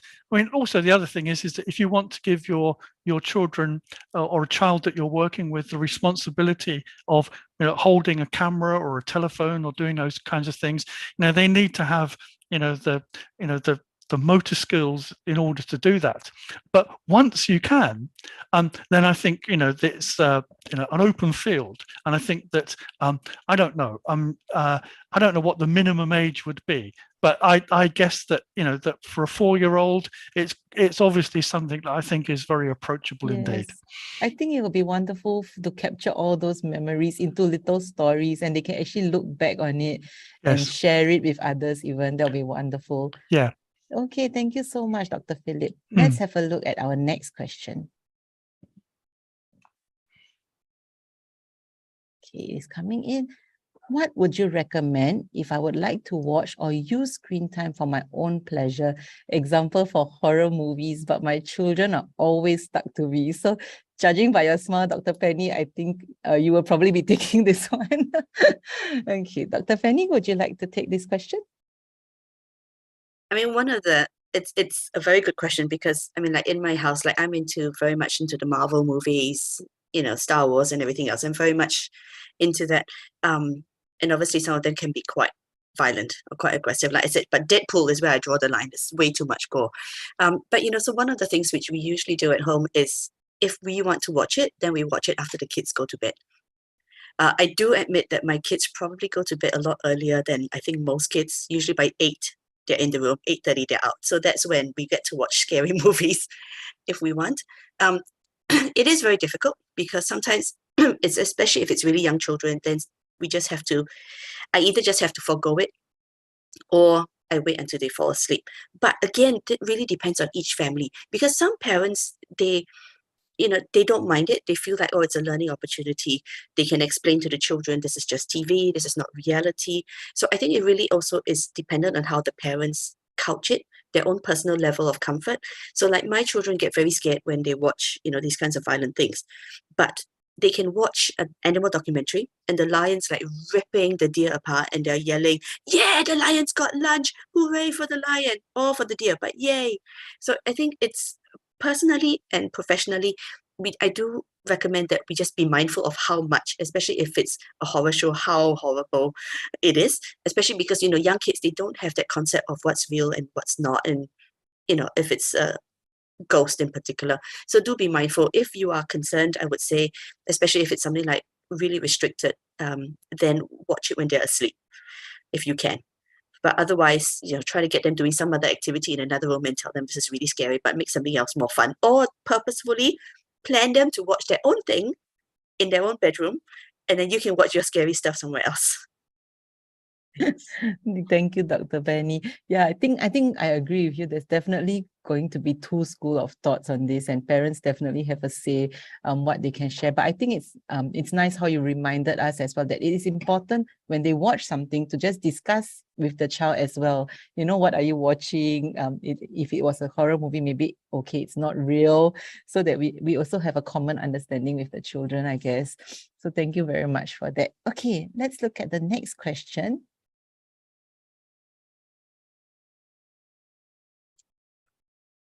Okay, I am not good at technology, but I want my children to try immersive learning. Can I let them try on their own, or can you advise how I can manage if I don't know? So, Suchia, would you like to take this question? A very good question. Thank you, Grace. Thank you so much for raising this question.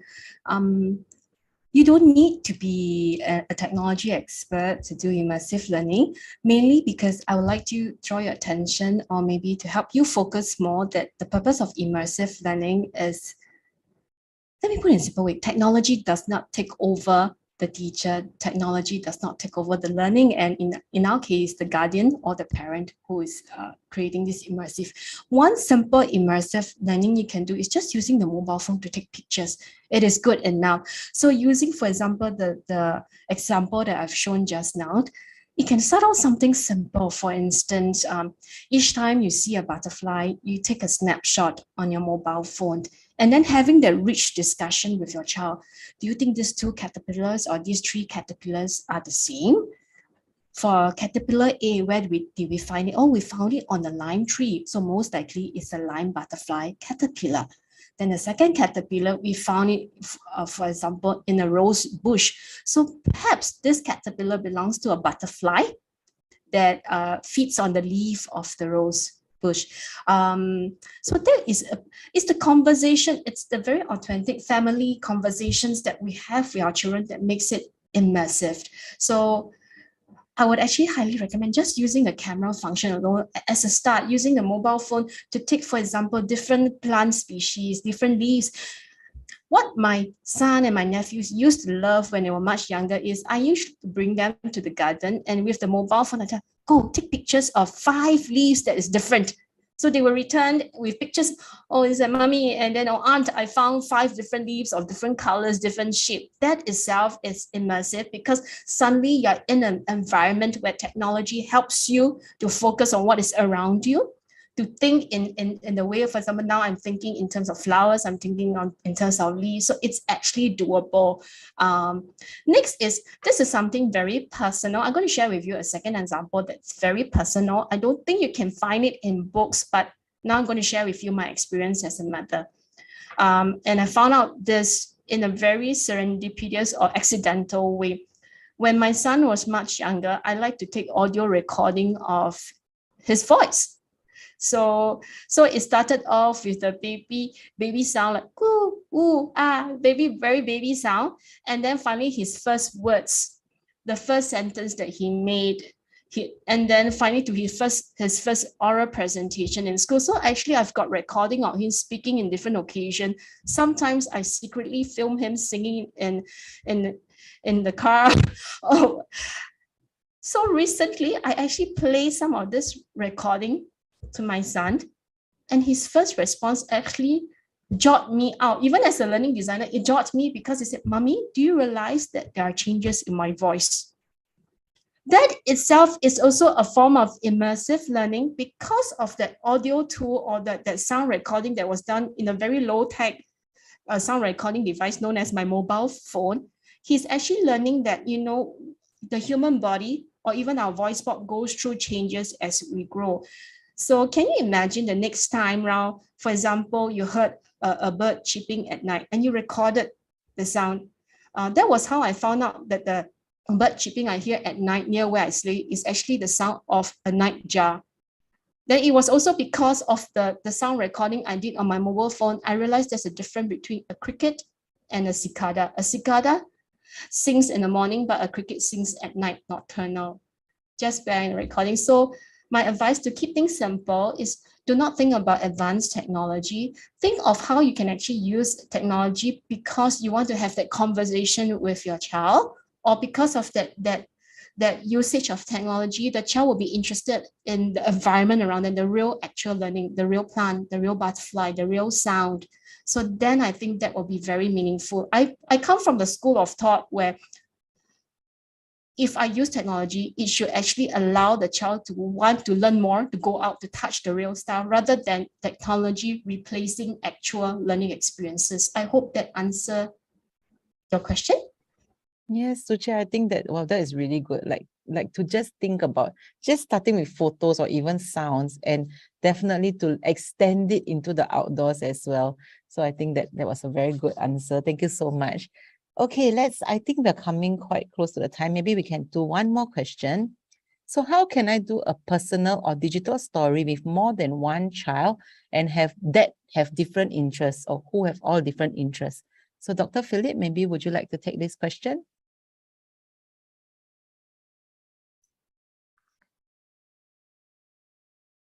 Well, I mean, interesting. It becomes either it's a problem to be solved, or, and there is no immediate solution, or actually it's an opportunity. Is that there is always, for example, more than one way, for example, of looking at something. Somebody is interested in food, somebody else is interested in sports. So why not, try and make a story about the kinds of food that you can eat when you go to a sports event. I don't know. Some people, like fashion. Other people, like to go bowling, or I don't know. So maybe you can, think about, the different things that people wear, when they go bowling, or the different things that you can, do. I don't know. What I do know is this, is that there's always a way, really, of trying to tell a story about something that doesn't always occur to us right at the very beginning. The idea generation is something that is, sort of truly creative, and nobody, not even myself, has, in some senses, a real idea about the things that we want to find out until we start actually doing them. So it's I mean, one part of my advice is to say, just get started and see what happens. Or, another thing would be to say, okay, if you've got two children with different interests, well, then we'll do, one child one day and one child another.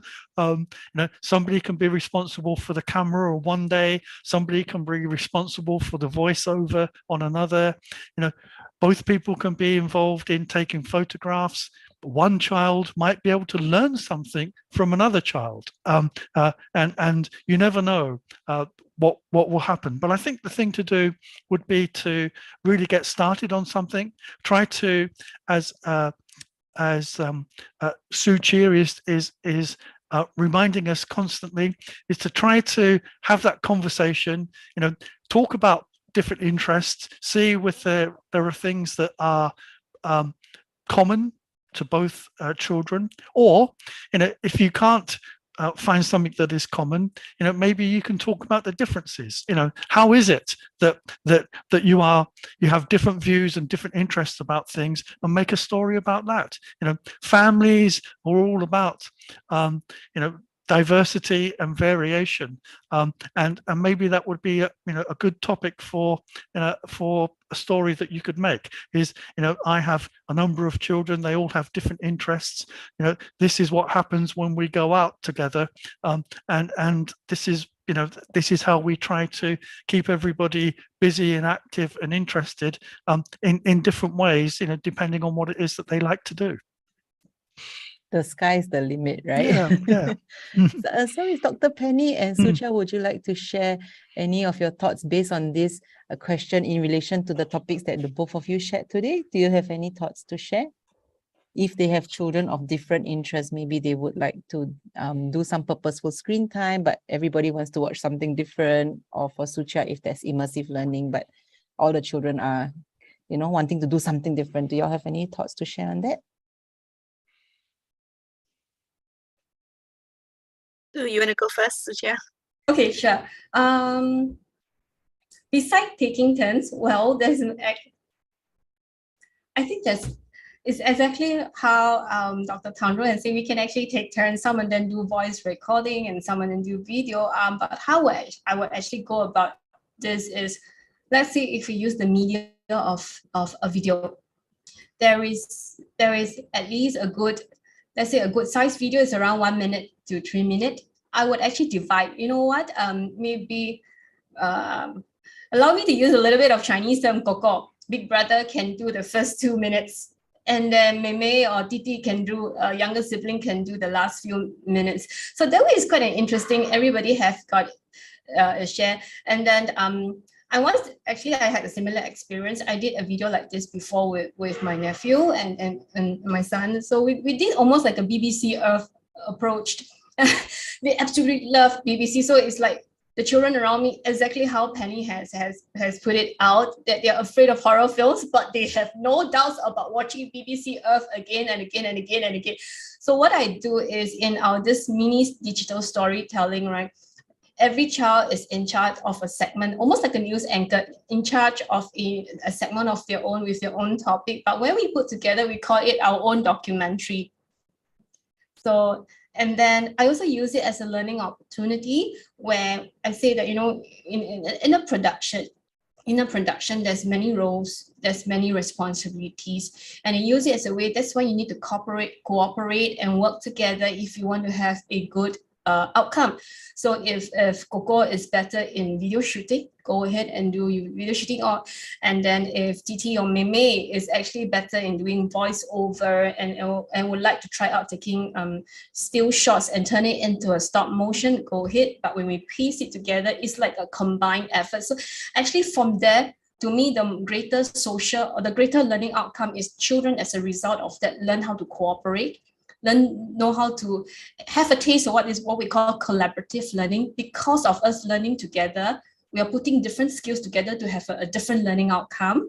And number 3 is the social experience, that learning is not an individual process, but it's a social process because of producing, never mind the outcome turns out a little bit turns out a little bit haywire or looking like a misfit jigsaw puzzle. It's okay, but it's the coming together, spending time together as a family, spending time together as friends that makes learning so enriching. So I'm not too worried about the outcome, but more of kids coming together and learning together as a result of technology. I hope that is a worthy input from my side. Penny, your turn. Mine, I think, is just a quick one. I think both Philip and Suja really got the nail on the head. It's really about, you do different things. You find the same topic. Today we're doing this, but you're interested in this aspect. You're interested in the other aspect. Let's enhance both. I mean, as a parent of young children, the thing I hear, one of the things that annoys us the most and drives us batty, it's not fair. That's the biggest thing that we always say. It's not fair, but he got 2 minutes, he got that. It goes on. But what I do is, like sometimes parents, we just have to be a bit drama. Really just drama it up a bit. Say, whoa, but yours is so cool. Oh, but his is so fun. And then just pull it all together. And like Sue and Philip says, it's really just about the joint activity, the discussion, the fun, the engagement that everyone does together. The outcome, unless you're not aiming it to be, for a prize or anything. It's really just the whole process that's a lot more enjoyable. So yeah, so sometimes we do have to be a bit more drama, just to act it up a little bit, be the rah-rah team. But yeah, I think that's really how it's just getting everyone's interest together. Yes, definitely. It's all the memories that they're going to make that will really stay with the children, I think, right? And parents, I believe you just have to get the conversation starting and just try, and it will bring you somewhere. So I would thank you very much, Dr. Philip, Dr. Penny, and Suchia. Now I would like to invite Ms. Chen from NLB to share a few book recommendations that are relevant to our panel topic today. Ms. Chen? All right, thank you. Thank you, Grace, and thank you, speakers, for the insightful sharing. And good afternoon, everyone. I'm Luo Jia, an early read librarian with the National Library Board. I'm here today to recommend 3 books to you, and I hope they will empower you with the information and skill sets to connect with your child in this digital age. Are our children living a new childhood different from ours? Or perhaps parents here grow up with learning and playing games that do not require much devices or screen time. And while with advancements in the technology, availability of digital devices, our children today are introduced to technology and digital devices at an earlier age, be it for educational learning or for leisure play. So parents may wonder, how much screen time should be given? And will digital devices cause my child to become antisocial? How do I stay connected with my child? So here are the books that I would like to share. The first book, The New Childhood, Raising Kids to Thrive in a Connected World by Jordan Shapiro. It provides a positive and encouraging look at how parents can navigate the new digital landscape of childhood, using technology to engage our children, helping them to learn and grow. And the author provides concrete and practical advice for parents to think critically, intentionally about how we can and should adjust our habits and expectations to prepare our children in the new childhood. So like what Dr. Penny said earlier, screen time is not that bad. In fact, it's just about finding the balance. So the second book, The Connected Parent, An Expert Guide to Parenting in a Digital World by John Palfrey and Ask Yourself. It tackles the many questions and concerns of parents in the digital age, going through topics of screen time, safety of our children, physically and psychologically, addiction and behaviors, and it just provide research and evidence for parents to make informed choices to be a connected parent, not just for online experiences, but actually for both online and offline. So understanding the environments that our children are interacting with one another. And if you're feeling overwhelmed with technology, with the many concerns and discussions of raising a child in the digital age, I hope the last book, The 3 M's of Fearless Digital Parenting by Carrie Rogers Whitehead, can help to ease your concerns. The author reassures that every generation has their own fears. It's normal for parents to be afraid for their child's well-being and development. So when parents are not informed enough about technology or the developmental age that the child is in, the expectations for their children may become unrealistic. Hence, this book looks at the 3 M's of digital parenting framework, sharing the research and strategies with parents for the different developmental stages, model for ages 0 to 8, manage for ages 8 to 13, and monitor for ages 13 to 18. So parents, you can do this. Let's be fearless digital parents. So feel free to take a screenshot of the book recommendations. You can scan the QR code to find an available copy at the public libraries or check out the ebook version. So next, I would like to draw your attention to this huge QR code on the screen. All right, or you can also just visit go.gov.sg/earlyread-raising readers for life. So basically, this QR code and this link will bring you to a list of resources for your children that are suitable for children aged 0 to 6 years old. There are book recommendations, activities, videos, and so much more. All right, and you will also be introduced to the different early read programs that are suitable for your child. So the programs can be held at physical spaces at the public libraries, or they can also be held online. All right. And if you'd like to subscribe to our early read mailing list, you can also do so via the same QR code, the same link, and you will be informed and updated of the upcoming programs and resources available. All right. So thank you so much for your time. Back to you, Grace. Thank you, Luotia. So sorry. So we have a question that Sucha would just like to give a very quick reply to from Miss Evie. About a link that she was asking. So Sucha, if you would like to just answer that before we end. Thank you so much, Grace, for giving me the time.